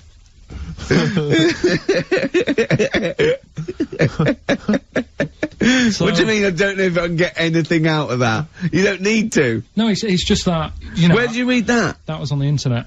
Oh, well, yeah. You're always unspecific when you mention it. It's just it was on the internet. Well, I'm trying to think what I put in. I think I put in Y to see if I'd confuse a computer. And then, Go! You are... No, I did no, honestly. I did a search, put in Y, and it came up with funny things that, like, why is this person doing that? Why is that? And it had a picture of this 8-year-old lad, sort of, you know, on his mum's nipple. And, it was saying, you know, is this healthy? You sure that wasn't asking you that question? What? I put in Y just to confuse the computer. Like, the computer go, what do you mean? Yeah. Stop it! Yeah. Oh, look, last week, I was walking, home with him, and I went, he was saying something stupid, and I went, I've got a competition for next week. Let's do a phone-in, and it's called Karl Pilkington, Genius or Fool. Yeah. Right? And he went, no. I went, why not? He went, well, it'd be confusing, because they say there's no difference between genius and being a fool. You do though, don't you? No, but it's rubbish, and people say there's a fine line between madness and genius, and, you know, it's a ridiculous soundbite. They don't say there's a fine line between a genius and an idiot. Well, the people who do are idiots. Yeah. So what would you do there, though, just to sort of wrap that little thing up? What would you do? That lad loves his mum's milk. What are you asking me to come up with? No, I'm just... A title for the story? No, it's just what would you do? Right. What do you mean, what would I do? Well, it's causing a bit of a problem in the area, right? What area? In America, I think it was. Oh, America are a problem, are they? George Bush is worried about this kid who's breastfeeding at 8. Imagine it like this, right? Right. No, so, Carl, what are you asking me? About this spurious story you saw on the internet? I saw it on the internet. There's an 8-year-old lad, he likes his mum's milk. Yeah. And it's saying, is this right? Should it? No, it's not. But what do you want Ricky to do about it? It's not his responsibility. Yeah. No, but the little town that he lives in, they're all causing an uproar, right? Going, this isn't right. You know, I can't let my kid play out in case he's in the garden with his mum getting a bit hungry, right? So, oh God, what should they do? Because his mum's saying, well, he likes it. Yeah. And he, you know, so what do you do? I don't know the laws. No, but I'm not asking you to sort out the laws. I'm just saying, if you lived in that neighbourhood, what would you say?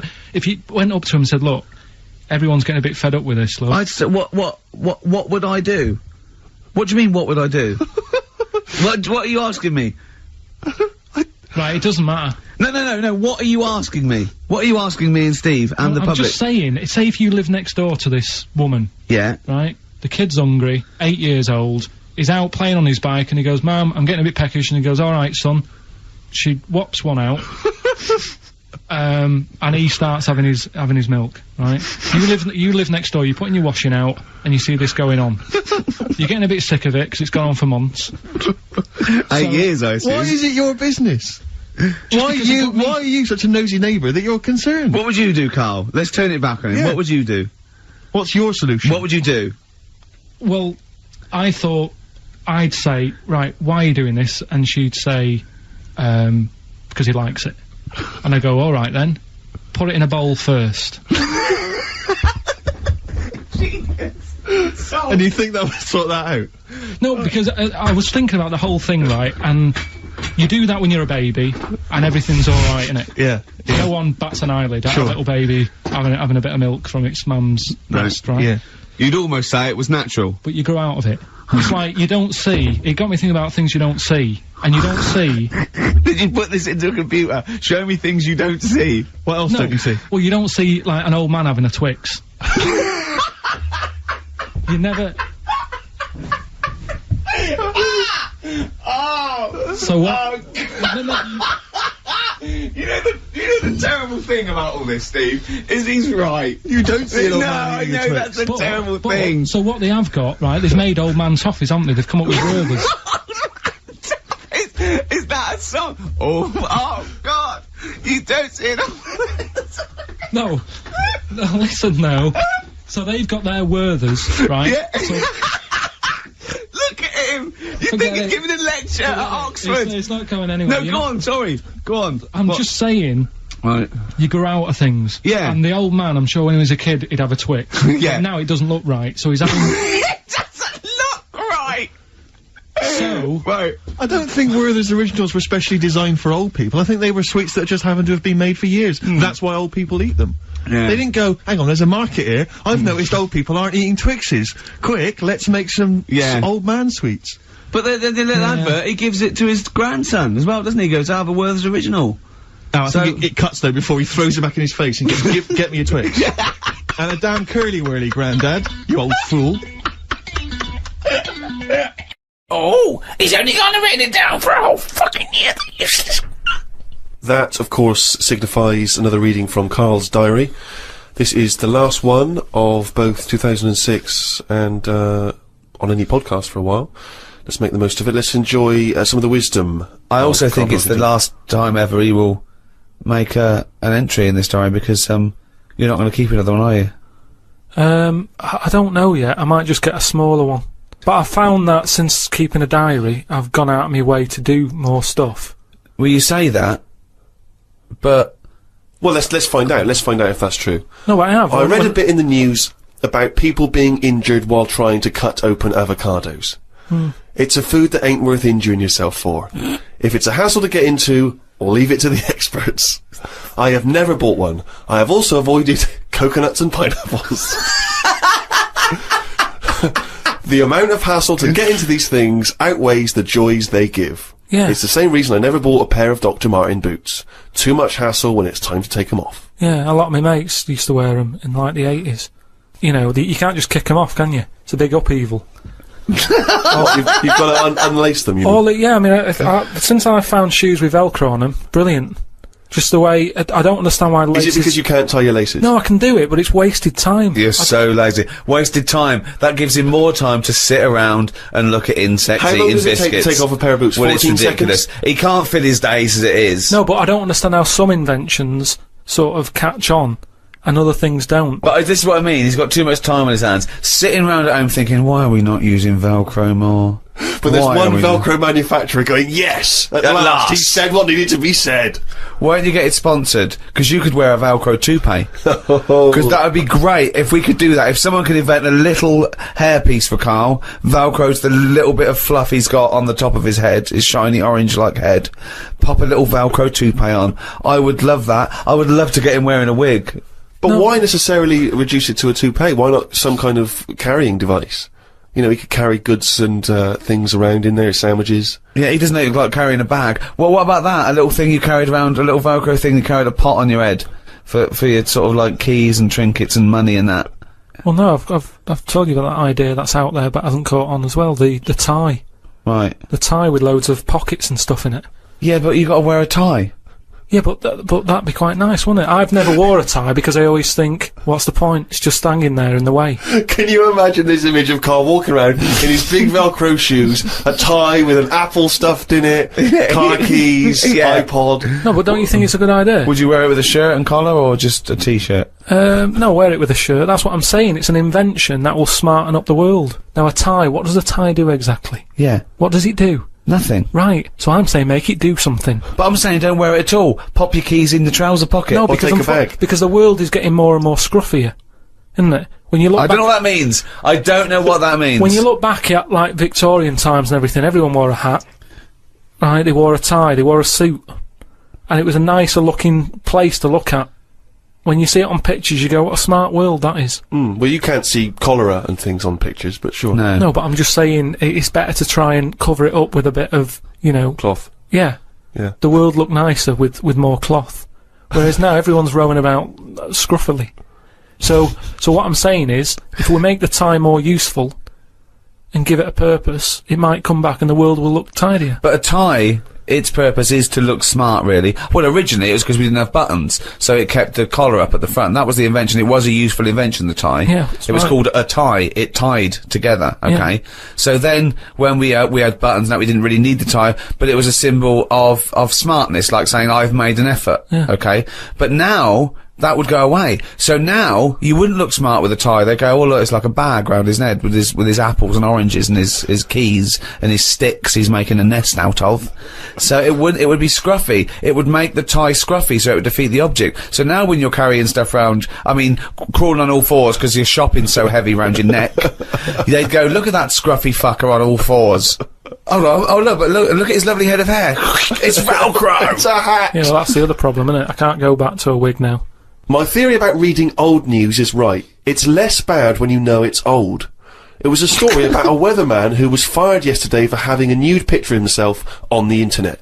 But that happened 2 days ago. He's probably got another job by now.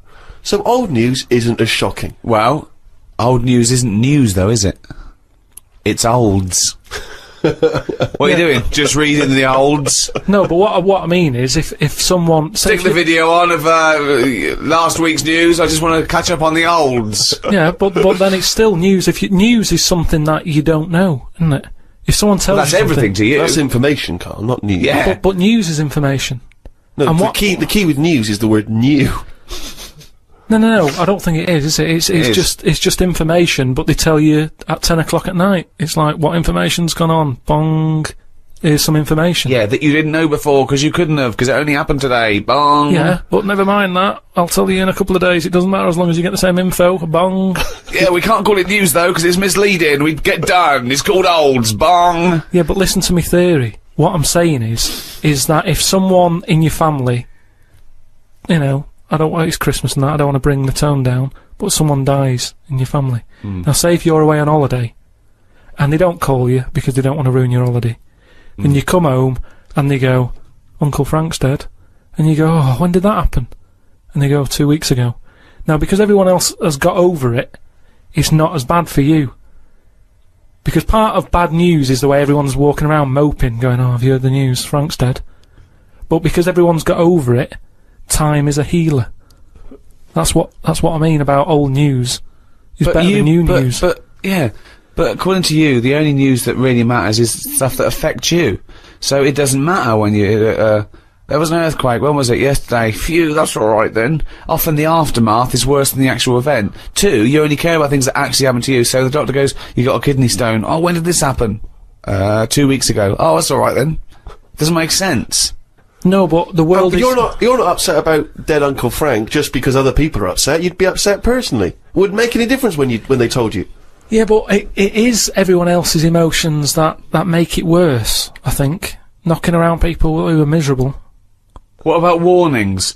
What about when they do things like smog warnings, or, you know, there may be a... I don't like it on the news when they sort of say, news just in. I think, oh, what's this? You think, oh, what's going on? But it might be useful to know it. Important information. No, it just makes you panic. What? Yeah, but sometimes knowing stuff keeps you alive. Yeah, I don't know if I like it. It's sirens, you see, I don't like sirens, do I? I've said to you, I think it's a scary noise. Well, it's meant to be, so you get out of the way. No, it's not meant to be. It's a sign to get out of the way. I'd prefer it if it... Like I said... Hiya! Could you just move out of the way it can be anything, as long as we know. It can be a chicken noise. But as long as you know that's not going to freak people out. No, but it sort of make you smile. But you'd go, oh, best get out of the way. You're cycling along and you hear what sounds like a giant chicken behind you. And you smile, because you know that even though someone is burning to death, there's something clucking in my way. Do-do-do-do, whack! Do-do-do-do, whack! Oh, that's probably a guy having a heart attack. Going to my mum and dad's today. I'll cut to the chase, Rick. They basically, we got about 4 pages while they drive to his mum and dad's. Oh, Jesus I'll skip past that because it takes fucking forever. Got there, mum and dad, his mum made him some dinner. The old woman next door, brackets, whose man was a witch, just pop out in brackets. Just pop that in brackets. I think we've discussed that before, actually, the old woman whose mum was a witch. Whose mum was a witch? Yeah. Oh! The old woman next door has been worrying because she keeps seeing adverts on the telly about changing to digital TV. She's saying she doesn't want wires drilled into her walls because they'll make a mess. My dad told her that it doesn't matter because it'll probably won't happen until 2012 and she'll be dead by then. He didn't say that to her, though, did No, he? he did. They've got, you know, she's old. It doesn't... She knows she's going to die. I mean, it's something we've all got in common. And he's right, isn't he? Why is she worrying about it? Maybe that's sorted it out. Put it into perspective for her. You will be dead when this happens. Don't be worrying about it. But everybody worries, don't they? You've got that little sort of hole in your head that you fill with worries. You know, everyone's got to fill that little worry hole with worries, and that's us. Worry hole. Everyone's got to fill the worry hole with worry. Assume that there's a worry hole. A worry hole. Unbelievable. I love the fact that, you know, doctors in a million years would dig this up and go, humans used to have a worry hole. Went to bed around midnight. Suzanne and I decided to sleep tops and tails, because it made me get a bit more room. Me dad had cut a bit off the mattress to fit it between two cupboards. It's amazing how much of a difference it makes just sawing off a bit of the mattress. You sort of roll to the edge, but the weight of the blankets keeps you in. This is like something from a Roald Dahl book. No, it's just, you know, you think anything, you can sort of trim anything, can't you, and it normally works. But with a mattress, I mean, he only took off, I don't know how long that is, but he's sawn off about that much on the mattress and then has stapled it back together again. Amazing. And it just makes so much difference. Of course it does, because a mattress is a very carefully designed object. Yeah, you wouldn't think so, though, would you? Well, you would if you had a fucking brain in your nut. Someone took his brain out of his worry hole? Oh, God. He sawed a mattress in half. So we decided to sleep tops and tails. It just gets stranger. It's so strange. Why? He did it to make the room nicer with the cupboards on either side. So he sawed a mattress in half. Well, not in half. Can you imagine how much hard it must be to saw a mattress in half? What did he use? What, a big electric saw? Well, it must have been, yeah, because there's a lot of springs and stuff in there. Jesus. So what happens to the springs? They just spring out the side? Well, some sort of stick out a little bit, but you're not lying on top, are you? They come out the side. So it's just got a bit of gaffer tape and a staple gun. Unbelievable. Hey, man alive. It's like... Does he run it as a hotel? That's unbelievable. There are squats with better bedding arrangements. Well, we've had a bit of a bad thing in our house about mattresses and that, because when we first bought our first flat in Salford, you know what it's like when you buy somewhere, you sort of, you haven't got any money, have you, to buy extra stuff that you need. So, we'd bought a bed, right, but there's that rip-off thing with beds, where you buy a bed, but a mattress doesn't come with it, which I've never understood that. Because it's not a bed, is it? Without that mattress, it's not a bed. It's a car without an engine. You wouldn't go, there you go. Well, that seems cheap. There's no engine in it. So we bought this, like, you know, flat and what have you. And we bought the bed. And then, oh, we haven't got a mattress. So my dad got one from Uncle Alf. No, well, from that Uncle Alf fella, because he had one in his van that he used to use now and again if he was, like, travelling round. He'd just keep in the back on this mattress. Amazing. A bloke who drove around in a van with a mattress in the back. So Uncle Alf, right? Well, tell me about Uncle Alf. Well, you know about him, he's the one who slept in a dinghy. Because his mattress was in his car. I know, yeah, why didn't he go, oh, well, Alf, where's the bed? Left it in the car again. Oh, blow up the dinghy. Blow up the dinghy. I'm not going to go out and get there, not at this time of night. So anyway, my dad got me his mattress, and it just stunk of diesel. And Suzanne was like, oh, I'm not happy with this, and I think she realised sort of what sort of family she got herself into. Stuff. Wow, she landed on her feet when she got you. So now she's always a bit touchy about, you know, mattresses and things. Unbelievable. Uncle Alf, of course, sadly passed away when he couldn't escape from his sinking ship. The fire engines were too late. No one got out of the way because they were laughing so much. The mad woman next door saw me and said, hello, Clive. You live in a nursery rhyme. The old man down the road, the old woman next door whose mum's a witch, Uncle Alf who lives in a dinghy. This is like not a real place. It's like fucking Narnia. It's a children's TV programme. Unbelievable. Oh, God. Oh, just all of them there on this broken mattress trying to find the golden ticket. Oh, God. Oh, God. The old fella down the road talked to my dad a bit. He kept bees in the back garden. Oh, for fuck's sake! Here comes the bee man. His Yorkie dog was knocking about when he was messing with them, and it ended up getting stung 150 times. Poor little bastard! What is he doing? It's not dead, but it cost a lot to get all the stings out. I don't know why people keep dangerous pets and insects. The amount of gear he had to wear to play with them is barmy. I don't think he's playing with them. He's not playing with them, is he? Well, what is he doing then? Well, I don't know, but I think he should get the dog the same protection. Yeah, but that's just it, isn't it? It's like, you can't mix your pets. If you've got a snake, you don't have a mouse. Do you know what I mean? They don't get on. And it's the same with them. Don't have bees. I can't imagine one bit of enjoyment. The only thing he does is the honey. And it's like, well, how much is that to buy? It's not worth messing about wearing a big white suit just to get some honey. There's a shop down the road. Bees are kept for a very good reason, aren't they? What? For honey. Yeah, no, but like I say, you can buy honey for next to nothing. Where do you think... What do you mean? But where does the honey come from that you buy? Yeah, from some proper bee farm. Let them do it. All he's doing, he's not making loads of pots of honey. He's looking after himself. And the thing with honey is, it doesn't go off either. No, it doesn't, no. So get 10 bees. Yeah. Get the honey made, kick them out. but you eat the honey, that's the point. Yeah, I know, but it doesn't. You can't eat it and then it's still there in the jar. It's not magical. Maybe in your world, no. Uncle Fred had a never-ending jar of honey. But how much honey do you eat? What I'm saying is, it's one of them things in it that you buy, and you can move into a new house, buy some honey, and when you leave that house, that honey's still in the cupboard. You don't eat that much of it. So get 10 bees, get your honey's worth. 10 bees! Imagine keeping 10 bees! Well, just get them to do the graft. If you got loads of bees, they're not all pulling the weight, are they? Because they'll go, well, I'm not doing any, because I'll leave it to the others. No! Whereas if you've got 10 bees, you know that none of them are pulling the weight if there's no honey. That's what I'm saying. No, it's not a workhouse. Bees don't knock around saying, I got a bad back. Anyway, back to this reading from the Twits. The news covered a story about a fish that knocked about 400 million years ago. It was 33 feet long and had a jaw strong enough to eat a shark in one go. All the dangerous stuff seems to die out, and yet things that you think wouldn't stand a chance, like worms, are still here, yet they have no legs or eyes. I saw a future human in the news article the other month about the future woman. She had 3 breasts. They looked alright. Well, no, that's not... I can't see how that's going to ever evolve. No, well, they say about how, about evolving and that. I read that, there's going to be ugly people. People are starting to go ugly. Yeah, they're still going to have bilateral symmetry, I imagine. I don't know what that means, but I'll tell you now, right? They're talking about, like, people who are just like, you know, you look at them and you go, oh, look at the state of that, right? And it'll get to a point when we're all so ugly that no one will have it away, and we're just going to die out. Well, that's not true either. That's not true either. That is the biggest worry. Well, no, so... That's the world's biggest worry. So as we evolve and we change, our mindset doesn't change. We're still going, I wish we looked like they did a million years ago. I don't fancy anything. No, but look at, look how things do change. But why are we all going to get uglier? I don't understand. It's just the air and stuff, isn't it? It's just, the air? Or the hair? You know, the air that we breathe and stuff, and, the food we eat. Everything's changing, and we're not going to look that healthy, and we're just all going to go ugly. You've only got to look at some stuff that's in the sea, and you think, look at the state of that.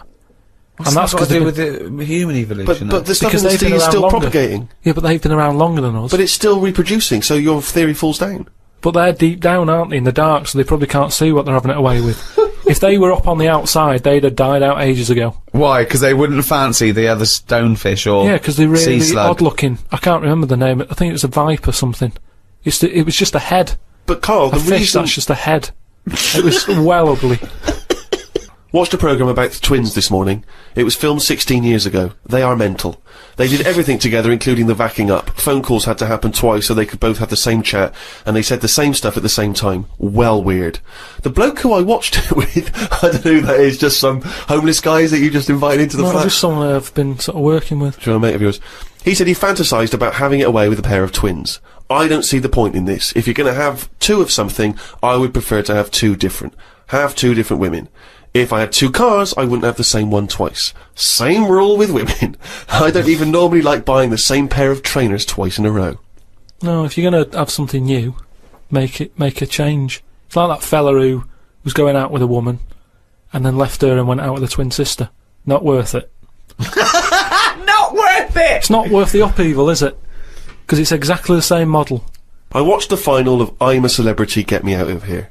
It was between singer Jason Donovan, singer Mylene Class, and singer Matt out of a boy band. I had my money on Donovan, but Matt won it. I think it was because of his last task. He ate a fisheye, some grubs, a big fat insect that they have on every year, a crocodile knob, and a kangaroo anus. I feel like we've come there, Rick, to where we entered. It was this time last year when we first started the podcast that we were talking about I'm a Celebrity, Get Me Out of Here, and you coined the famous phrase I could eat a knob at night. Yeah. So it's full circle. It's just the last series finished recently, and it was astounding that he ate a crocodile knob, he ate a crocodile eye, he chewed up and swallowed a kangaroo's anus, which I to be honest, I didn't know was a food stuff. Could you eat any of that? If I had to eat any of them, it would have to be the anus. What, really? Yeah, more than the other stuff. I couldn't eat anything that's still alive. No. I agree. I couldn't eat any of that. I don't know under what circumstances I'd have to go, right, that's it now, we're not going to survive, the ship isn't coming, there is nothing on this island I can eat, give me the crocodile's penis. So it wouldn't bother me. I could eat anything. I could do almost all of the challenges on that programme, but I couldn't cope in the camp. I couldn't cope with the lack of food and the uncomfortable bed. That's all that would do my head, and I'd drive people spare, whinging and complaining. I couldn't cope with any aspect of it except the physical challenges. I couldn't cope with sleeping with people snoring, the things crawling over you. I'm not so squeamish about that, like snakes and things, that's alright. But the eating is ridiculous. It's out of the question to eat a worm or a grub. It doesn't concern me. I don't know why I don't see really what the difference in it. The texture's probably the same as lots of other things. What would hunger do to you, though, do you think? Would you think I would change? Do you think, if it really was a choice, if someone said, and I knew I would die if I didn't eat worms... I think you would, yes. I think you'd complain and you'd whinge for a while, and you'd try and put it off, and you'd hope a ship would turn up. But when it didn't, you'd start chowing down on a bit of crocodile anus. But then where's the rest of the crocodile? Well, yeah, that's a good point. Who's been eating that? How come I've got this? You know, you're meant to, work together as a team in bad time, and yet I'm being handed an anus. Forget it. Let me starve. Imagine, oh, God. But Just anyway. imagine if he was in charge, we did put him in charge of the country. Terrifying. Wouldn't it be amazing? Let him run the country. Just for a week. Or the mayor. What would you do if you were the president, or the Lord Mayor of London, or the Prime Minister Carl? I wouldn't do it, like he's gonna be offered it! It's a hypothetical question, Carl. No, but Suzanne was, right, my missus, if you're a new listener. Your keeper, sure. Yeah, help her. She was watching the news, trying to follow some heavy stuff. And I'm like, The weather? What? Do you know what I mean? I just was like bored, and I was reading about that mouse that had an ear on its back and stuff like that. So she said, will you take notice of this? Should be, you know what Ricky and Steve are like. They try to teach you stuff and you don't even want to learn. So to try and get me interested in it, she was like saying, what would you do if you're president and stuff? Yeah. And I can't be doing with any of it. What did you come up with? You must have. What did you come up with? Did you come up with anything? I had a little, the design of it, right? I said I'd have like red and blue, to sort of, do you know what I mean? Both sort of major sides into one. Yeah. Well, that's broken the back of it. That's a pretty good manifesto so far. Anything else? What's on the second page? I had like, KP looks after me.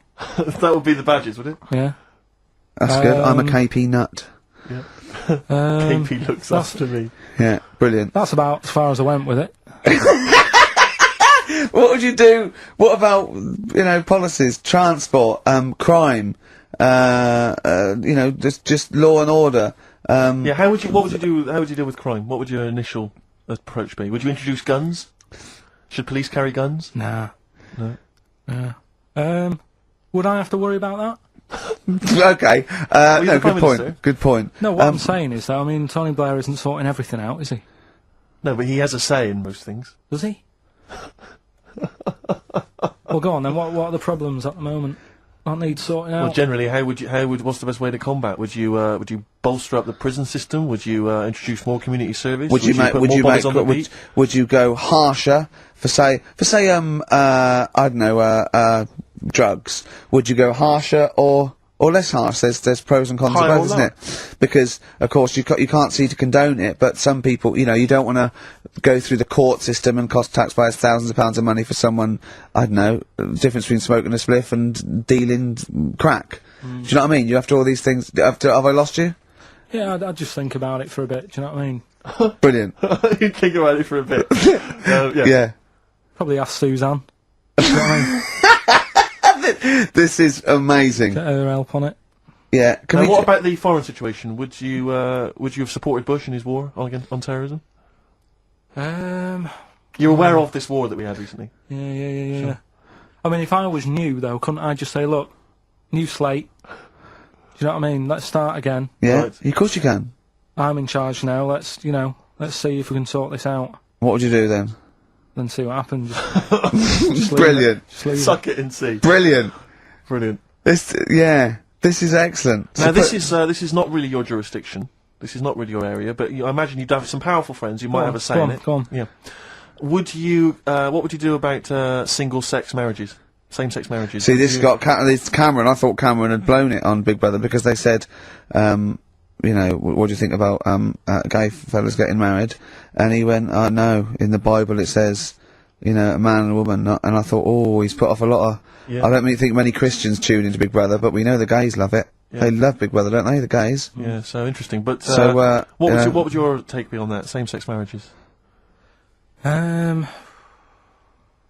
then what? Having a kid? Well, just let's start off with, you know. That's all right, isn't it? Do you know what I mean? Just let them get on with it. It's Sure. not affecting anyone else. Sure. Yeah. Sure. Right? But it starts getting tricky Right. when you get a kid. Okay. Go on, why? Well, it's just tricky, innit? Do you know what I mean? Well, yeah, you could be right. I'm not giving any. I mean, you know, we're not. There's no right or wrong It's answer. alright if you were in if you lived in the jungle, right, with no one else, Yeah. right, and you just had these two fellas, right, Yeah. looking after you, but because you got no one else looking in on that, saying, "Oh, you're a bit weird, aren't you?" Do you know what I mean? But Right. as soon as you come So, to why have they got married? Do you think the gay people turned to a bloke because they couldn't get a woman? If there's two fellas go away and they're in the jungle, they go, we're definitely not going to find a woman here. We might as well bum. That's not how homosexuality starts. People don't. It makes you wonder. No, it does make you wonder. Gays don't go, well, I'll tell you what, I haven't seen a woman I fancy yet. I'll try a bit of knob. No. But what I'm saying is, right, if you're brought up in like a little jungle, right? Yeah. You How are you brought up? Someone just puts you there.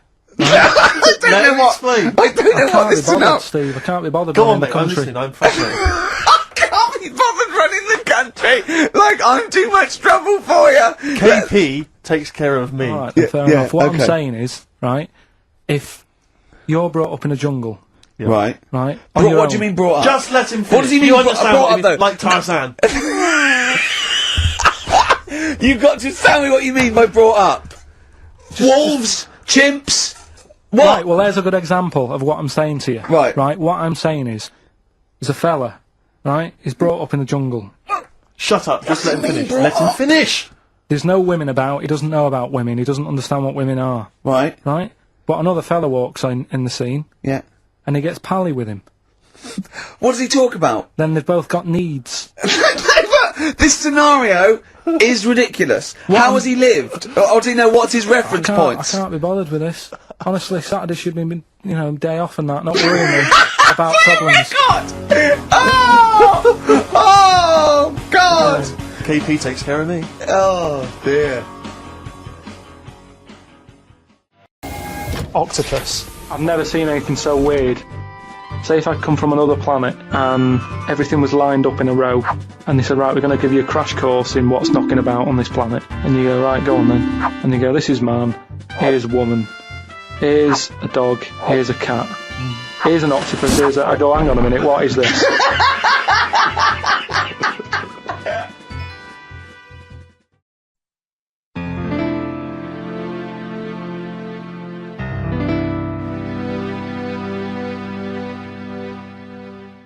I said to Suzanne, I'm sick of it. She's going, you need to do it when I get a new kitchen.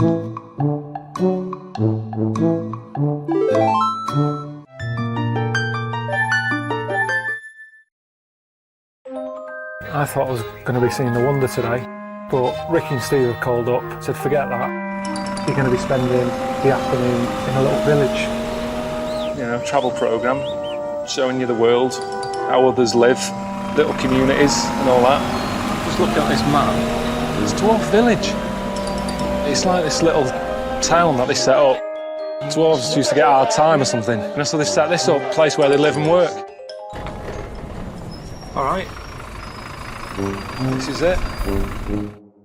They've made it for themselves, everything they want. It's made for being a dwarf. It's ideal. And, you know, there is, like, little blokes in little funny outfits and all that. Where's your knees? Have you got knees? And you do sort of smile, but they're smiling. I think it's all right, innit? But they're all happy. I mean, they've made this bit. Why not just finish it up and put a door on it? They've done the hard bit. A couple of hinges and a door. You can show me around one of your houses. I haven't been in one of these. I'm the biggest man who's ever been in it. I'd rather be a dwarf than like Steve, who's almost a giant, because the world's not made for a giant.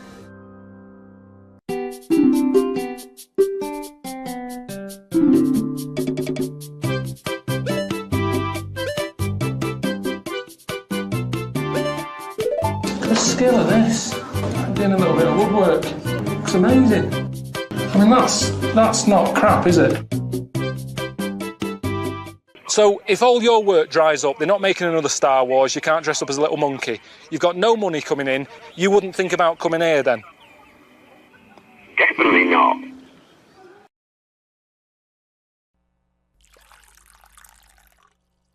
Okay, Carl. This is a logical conundrum. To a certain extent, there's a little bit of lateral thinking because, but there is only one right answer. Now, the pressure here isn't to get this right. The pressure is, when I've told you the answer, to then understand it. Because when I've explained this to people, I've laid out for them, they still can't quite get the concept. Okay, so, there's two doors, Carl. Yeah. One leads to heaven, one leads to hell. Yeah. Okay, they're identical, you can't tell them apart. Okay, 50-50. Right. Obviously you want to go to heaven, I assume. Right, there's two guards, identical guards, guarding each door. Okay? Right. The one guarding hell always tells a lie. The one guarding heaven always tells the truth. You have to ask one question to find out which is which, and then go through the door you want. What question do you ask? I've only got one. Yeah. And what, one to both? No, one to either of them. You don't know which one's which, though. So what question do you ask? Why can't I ask, like, both of them one? Because it's because not the rules. Are you can only ask one. There aren't actually two doors labelled heaven and hell, Carl. This is a leap of imagination here. And I've definitely got to answer. I've got to ask them a question. I can't just sort of have a feel of the door to see if there's any heat or anything. They're identical. You stand a few yards away. You cannot tell from the outside of these doors which is which. What question do you ask? I can't look through the keyhole or anything. There's no get keyhole. anywhere near them. Let's imagine there's a small rope that prevents you from getting anywhere near, rather like outside a nightclub. Yeah. So they stood there. Yeah. They both look the same. They're both smiling. Yeah. But one of them's not really smiling, really. He's trying to make me make a mistake, isn't he? Well, he's just going to lie when you ask him a question, if you ask him. So what's the point in asking a question? Do I know one of them's going to lie? Yeah. But would they be neighbours like this? Would they be that close? Why? I mean, we're not sure if these two guys get on. Okay, it's a logical. Well, I'll tell you the answer. No, I want to see if he can get it. He's almost there. No, he's not almost there. What am I thinking? No, hang on. Right, so you go up and you go. Hang on. Well, look. Let's imagine that. Let's imagine Ricky and I are those two guys. Okay, right? But we have to. Well, me and Steve will decide which doors we're guarding. Okay. Right. I'm. Look away, Carl. Okay. Right. Then. So we've decided. Okay, one of us is guarding hell and one of us is guarding heaven. Which question are you going to ask and who are you going to ask it to? Right. I'll just say to you, Steve. I'll go. Got some post for God here. That's not a question. That's a statement. Right, you've got some posts for God here. Well, that's not a question. Yeah, but maybe the question's coming. You got some posts for God here, yeah? And it needs to be signed. It's not a question. Still not a question. No, let him finish. Is God in? Because I need him to sign for this post. Is he in? Well, I can answer that as well if you want. Go on. He's in. He's behind my door. Do you want to answer it? Well, yes. Do you want to get him? Just. Well, no, you've only got one question. So you're asking Steve, is God in? What's the answer? Yes. Ask me. Yes. Look, lads, I'm just trying to do a job here. What am I going to do with this? Well, give it to me and I'll give it to God because he's behind my door. Steve? Yeah, give it to me and I'll take it into God because he's behind my door. You're an idiot. Let me tell you the answer. I'm guarding hell, by the way. I'm the devil. Steve's God, okay? So you asked me what Steve would say if you asked him what door he was guarding, and I'm going to lie. I know he'd say heaven because he'd tell the truth, but I'm lying, so he'd say hell. So the question is, if I was to ask the other one what door he was guarding, what would he say? And whatever the person answers is the door they're guarding. Steve, what door are you looking after? Well, heaven. Yeah. Why should I believe you? Because you don't know. No, that doesn't work. Because you asked me the same, and I'd say heaven as well. Right. So who do I believe? This is where you use your gut feeling, though, isn't it? This is what life's. Well, as opposed to the pure logic that Ricky's just used. I just think because there's a lot of questions in life where you don't know the answer, and you go, "Do you know what? I don't like the look of him." So. They're identical. Yeah, but they're still identical twins. You always get a little snidey one. It's something, when I was looking on the web, found something out. Go on. It's a story about a woman who had a baby. What are you talking about? What? A woman who had a baby who was having a baby. It was no clearer when you repeated it. There was a woman who had a baby who had a baby. What do you mean? No, I didn't read any more into it because I just saw that and I thought, that's weird. And then I just was thinking, oh, like, imagine the kid at school, at parents' evening. Go on. And it's like, well, your kid's pretty good. Now let's have a look at your work, sort of thing. But what? Did the child have a baby? Yeah. Of course it didn't! Play record!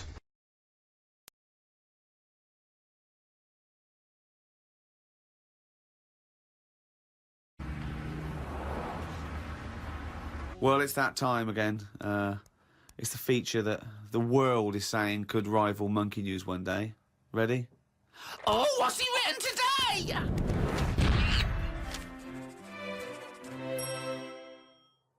Well, Carl's diary. You didn't explain what it was. Sunday, got up. Sunny day, so went for a walk in the park. There was a bloke walking down the street who was whistling some kind of annoying tune. He seemed quite happy with himself. Do people only whistle when they're happy? I don't whistle very much. It's a good point. Whistling is so inane to me. But yeah, it's sort of like going, I'm content, it really is that thing that if they go, you go, well, Mr. Mellows, I'm afraid, we've got some bad news. Not only has your wife died, but you've lost the house. Thanks, Doctor. Wouldn't happen, would it? No, you don't whistle when you're sad. The other place you hear it, of course, is changing rooms. And that's men going, I'm whistling, so I'm not looking at your cock. How could I be? I'm concentrating on whistling. The lake was frozen over where I was walking. The ducks looked worried. They were sat on the edge of the lake waiting for it to melt.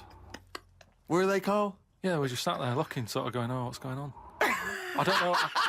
How long is a duck's memory? Because I wondered whether they're going, this doesn't seem right, but I don't know why. I asked Suzanne why ducks don't use their wings much. They seem to walk and swim more and don't bother using their wings. Suzanne said she had to call her mum and dad, so I never got an answer. The old excuse. Yeah. Suzanne, I can't talk now, Carl. Gotta phone my mum. There was a marathon-type run going on in the park. It reminded me of the time when we were moving flat. It was the day of the London Marathon. Me and Suzanne were walking down the middle of the road taking some stuff to our new flat. I was carrying a lamp and a kitchen bin. People were clapping me, thinking I was doing some kind of fun run.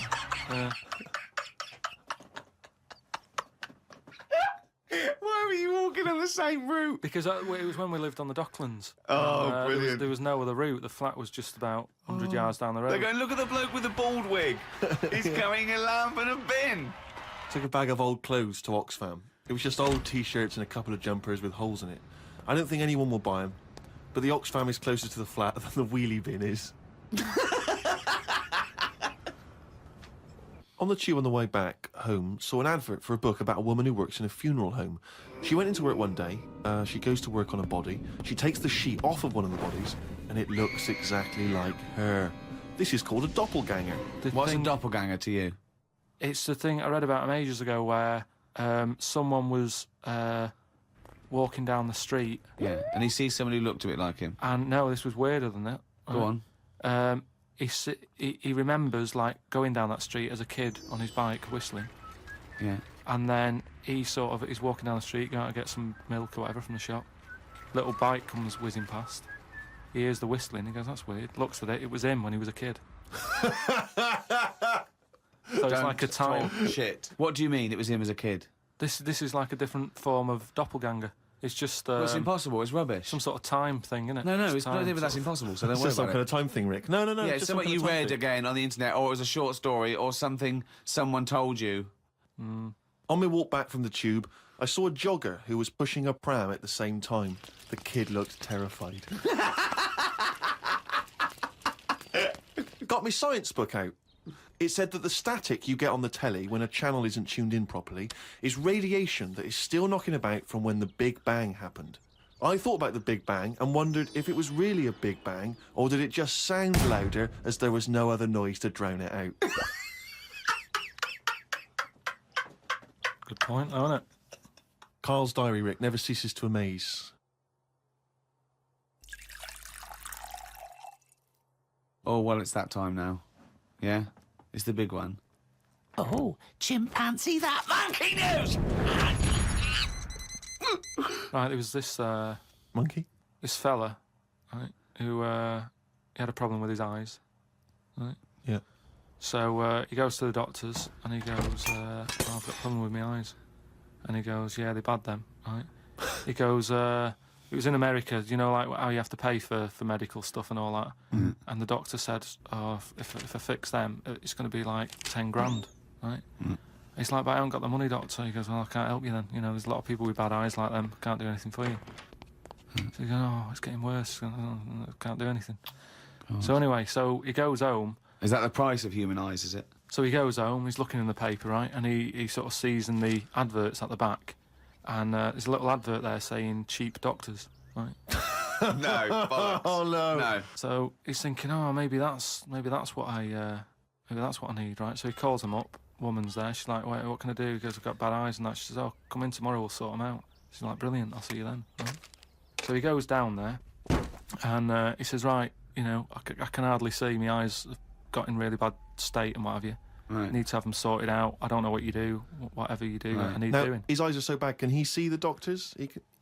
Not really, Can't sort really- of he's squinting squinting. and that, but, you know, so he's like, do I need to see the doctor to, you know, have a word and tell them what problems? She's like, no, don't worry about that. Don't worry about Just, No, I'd be comfortable if it's a... just you know, just let me inject you and we'll knock you out and we'll get on with it. And it's like, Get the well, doctor in. Can I just tell you something about chimps as well, just before you continue? Go on. You know, they don't have opposable thumbs. Now, which is why what- are opposable thumbs useful, Rick? Well, to grip something, to do anything like, you know, even simple stuff like writing, so let alone surgery. So without an But opposable can I just check thumb- now? Go So on. if I was a doctor and I was doing any form of difficult surgery, would I need opposable thumbs? You'd need opposable thumbs To be a And doctor And of without any you couldn't do anything. You couldn't. Thanks for clearing that up. Because the opposable thumb allowed something in our evolution called the precision grip. Right. So without that, you couldn't do anything.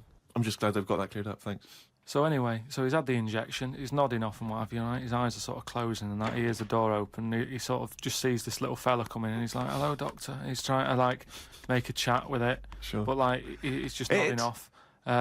No, Just I would he never or call she, it a doctor. he or she. These people have done 7 years medical Deeply training. respected people. How could you call it it? So anyway, he thought, oh, it's weird he didn't answer, but, you know, doctors can be quite moody, you know, they're highly intelligent, they don't need... Especially little hairy ones. Well, just idle chit-chat. There's no room for that, do you know what I mean? It's like, I'm here to do a job. Yeah, but you know, if I'm going in to have my eyes done, I want a little bit of idle chimp chat. So anyway, time passes, right?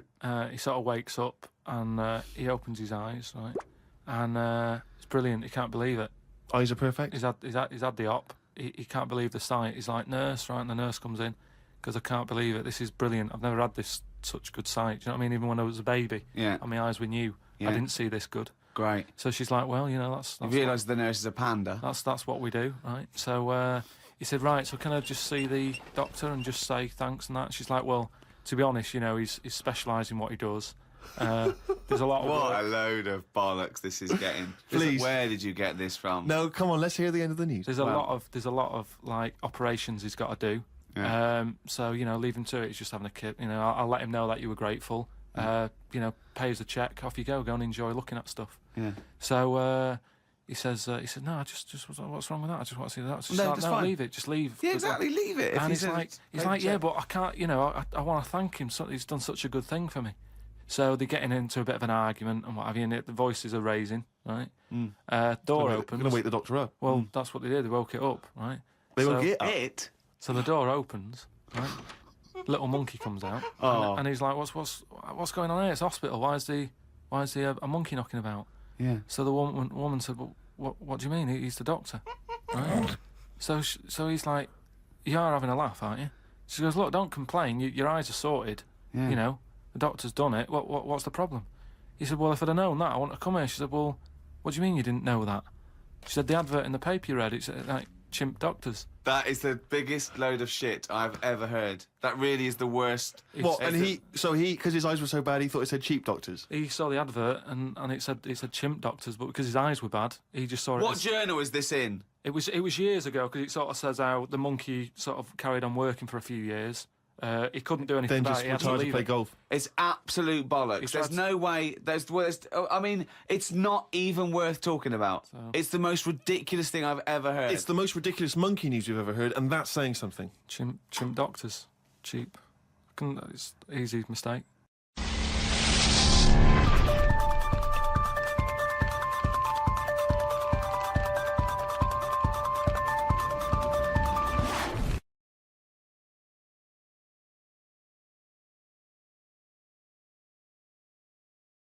What would you do, right? If you run a business, right, your business could go under, right? It snows a bit. You got 10 employees. You're paying them well, and they go, "I can't come in today, Carl. A bit icy." I'll do it, okay? Right, they're snowed in, right? You're running the business. What are you running? It's a let's not. I'm not going to big myself up. It's just it's a factory. It's U-bends. U-bends. U-bends for. Toilet. So you run a. Okay, right. Okay. So you pay them all right, don't you? I'd say most of them are on above average. So you're there. What time do you get in? About 8:45. 8:45, waiting for them to come in at 9, yeah? Yeah. Okay, right, it's snowing. It's a bit snowy, you got there. It took you a bit while. You'd set off early, did you? Or? Gave myself a bit more time because I had to put the heating on the car. Okay, ring, ring. Ring, ring. Hello, KP Plumbing. Oh, is that Miss Pilkington? Yeah, it is, yeah. Who's that? It's Sheila. Listen. Sheila, shouldn't you be here by now? Yeah, no, I was going to set off. Well, we'll set off now. Stop wasting time. We've got a big order on. No, I know. We're all on a bonus here if we get this done. I'll see you in 10 minutes, shall I? I can't make it. What? I can't make it. Why not? The car won't start and it's slippy on the drive. I just can't get out. Get the transport. I'll see you in. I'll give you 20 minutes. All right? Don't worry about it. Thanks for calling. I'll see you in a bit. I'm also scared of the ice. I'm scared of the ice. I'm not gonna come in today. It's dangerous. So what are you gonna do? Well, I'm gonna wait until the ice and snow goes away, and then I'm gonna come in. But they're predicting it's gonna be about 2 weeks before they clear all this. I can't really travel in this. It's a bit dangerous. Well, I'll tell you what. You stay at home. I'll replace you. Because I need someone to come in with a big order. What, you're firing me because I can't get into work with this... Well, I got into work, Sheila. Yeah, I know, but I mean, you don't live with me, do you? If you did live with me, then you'd probably see how... It was bad where I was as well, I'm here. Do you know how bad it is here? When you come round and have a look how bad it is here, you drive my... Tell you what, you come round and drive my fucking car because I'm snowed in, you fucking calling me a cunt. And I'll tell you, if you fire me, I'll tell you to drive you, you bald-headed wanker. Right, you're fired anyway for that. You're in fucking trouble then. Right then, see ya. Right, and then Right. she's done with. She's weak anyway. Ring, ring. Ring, ring. KP Plumbing. Hiya, is that, Miss Pilkington? Yeah, it is, yeah. Hi, it's Bob here. Oh, Bob. Yeah, bit of trouble. In my area, it's absolutely snowing. It's impossible. No one's getting out. I live near Sheila. Bob, by the way. listen, Sheila's just been on. She's saying she can't get in either. She can't. I've just seen her out there trying to dig her car out, and she's hurt her back. She's really tried hard to get to work, but she can't do it because she's not very rich and her car doesn't work. She hasn't got the right tyres, and there's no public transport. They've cancelled those. Wrong snow on this country. I'm not going to make it in today, son. So I'll see you tomorrow, right, boy? Well, no, you're saying you'll see me tomorrow. Yeah. But you'll probably call up tomorrow with the same thing. Well, only if it's snowing still. Now listen, It might not. well, I can't run a business like this, Bob. Yeah, it's not my fault, is it really? So go round to Sheila's and like slag me off if you want. But I tell you I'm not what, slagging you're you not off, coming just- back here. Oh. Fuck off. One chance. Give them one chance. Well, you didn't even give him one chance. No, because they've done it before.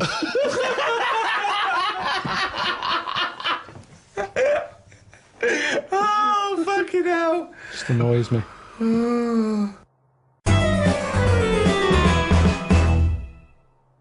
I went to, what's her name? Harley Street. I went for a checkup. And, like a medical.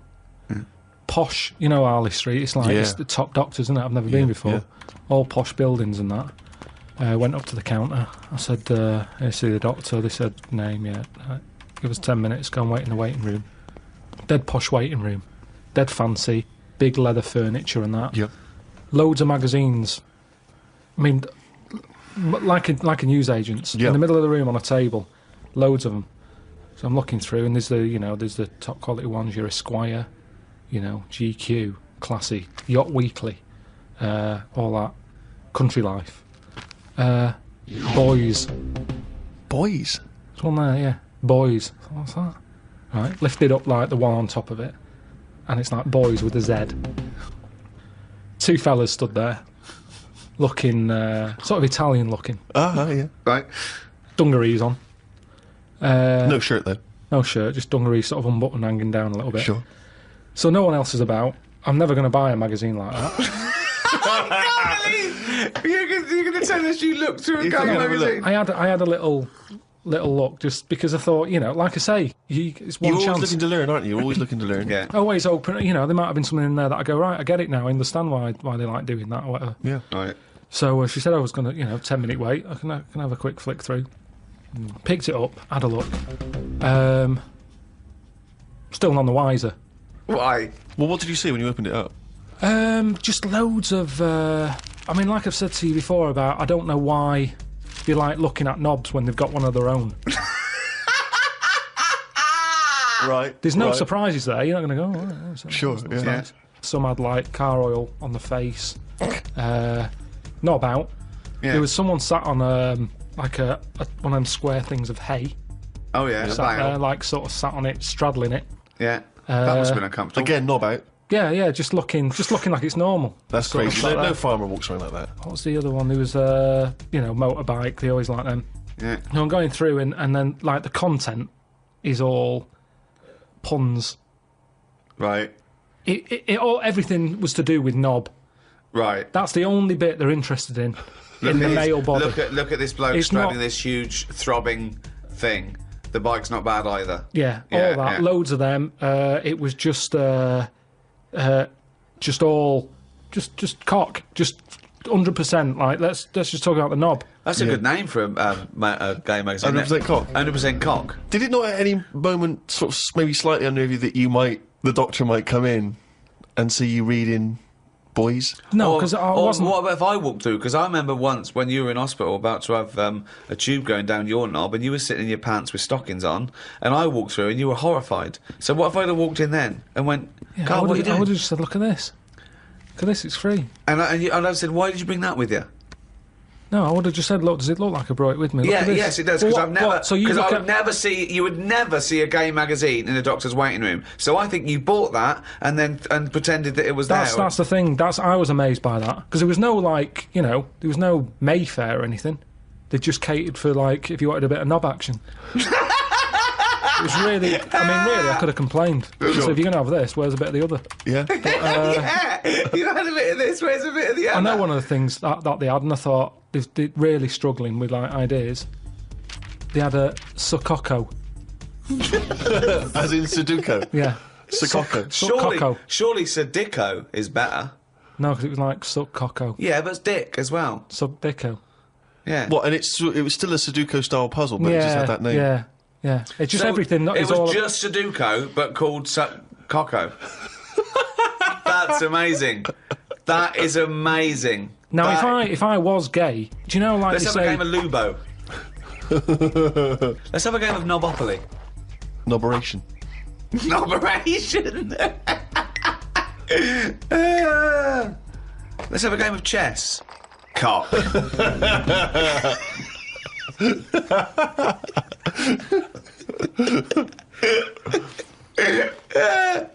Let's have a game of fuckaroo. Well, that works for either sex. Yeah, that's true. That's how we spend our Christmases. Fuck a poo. Oh, God.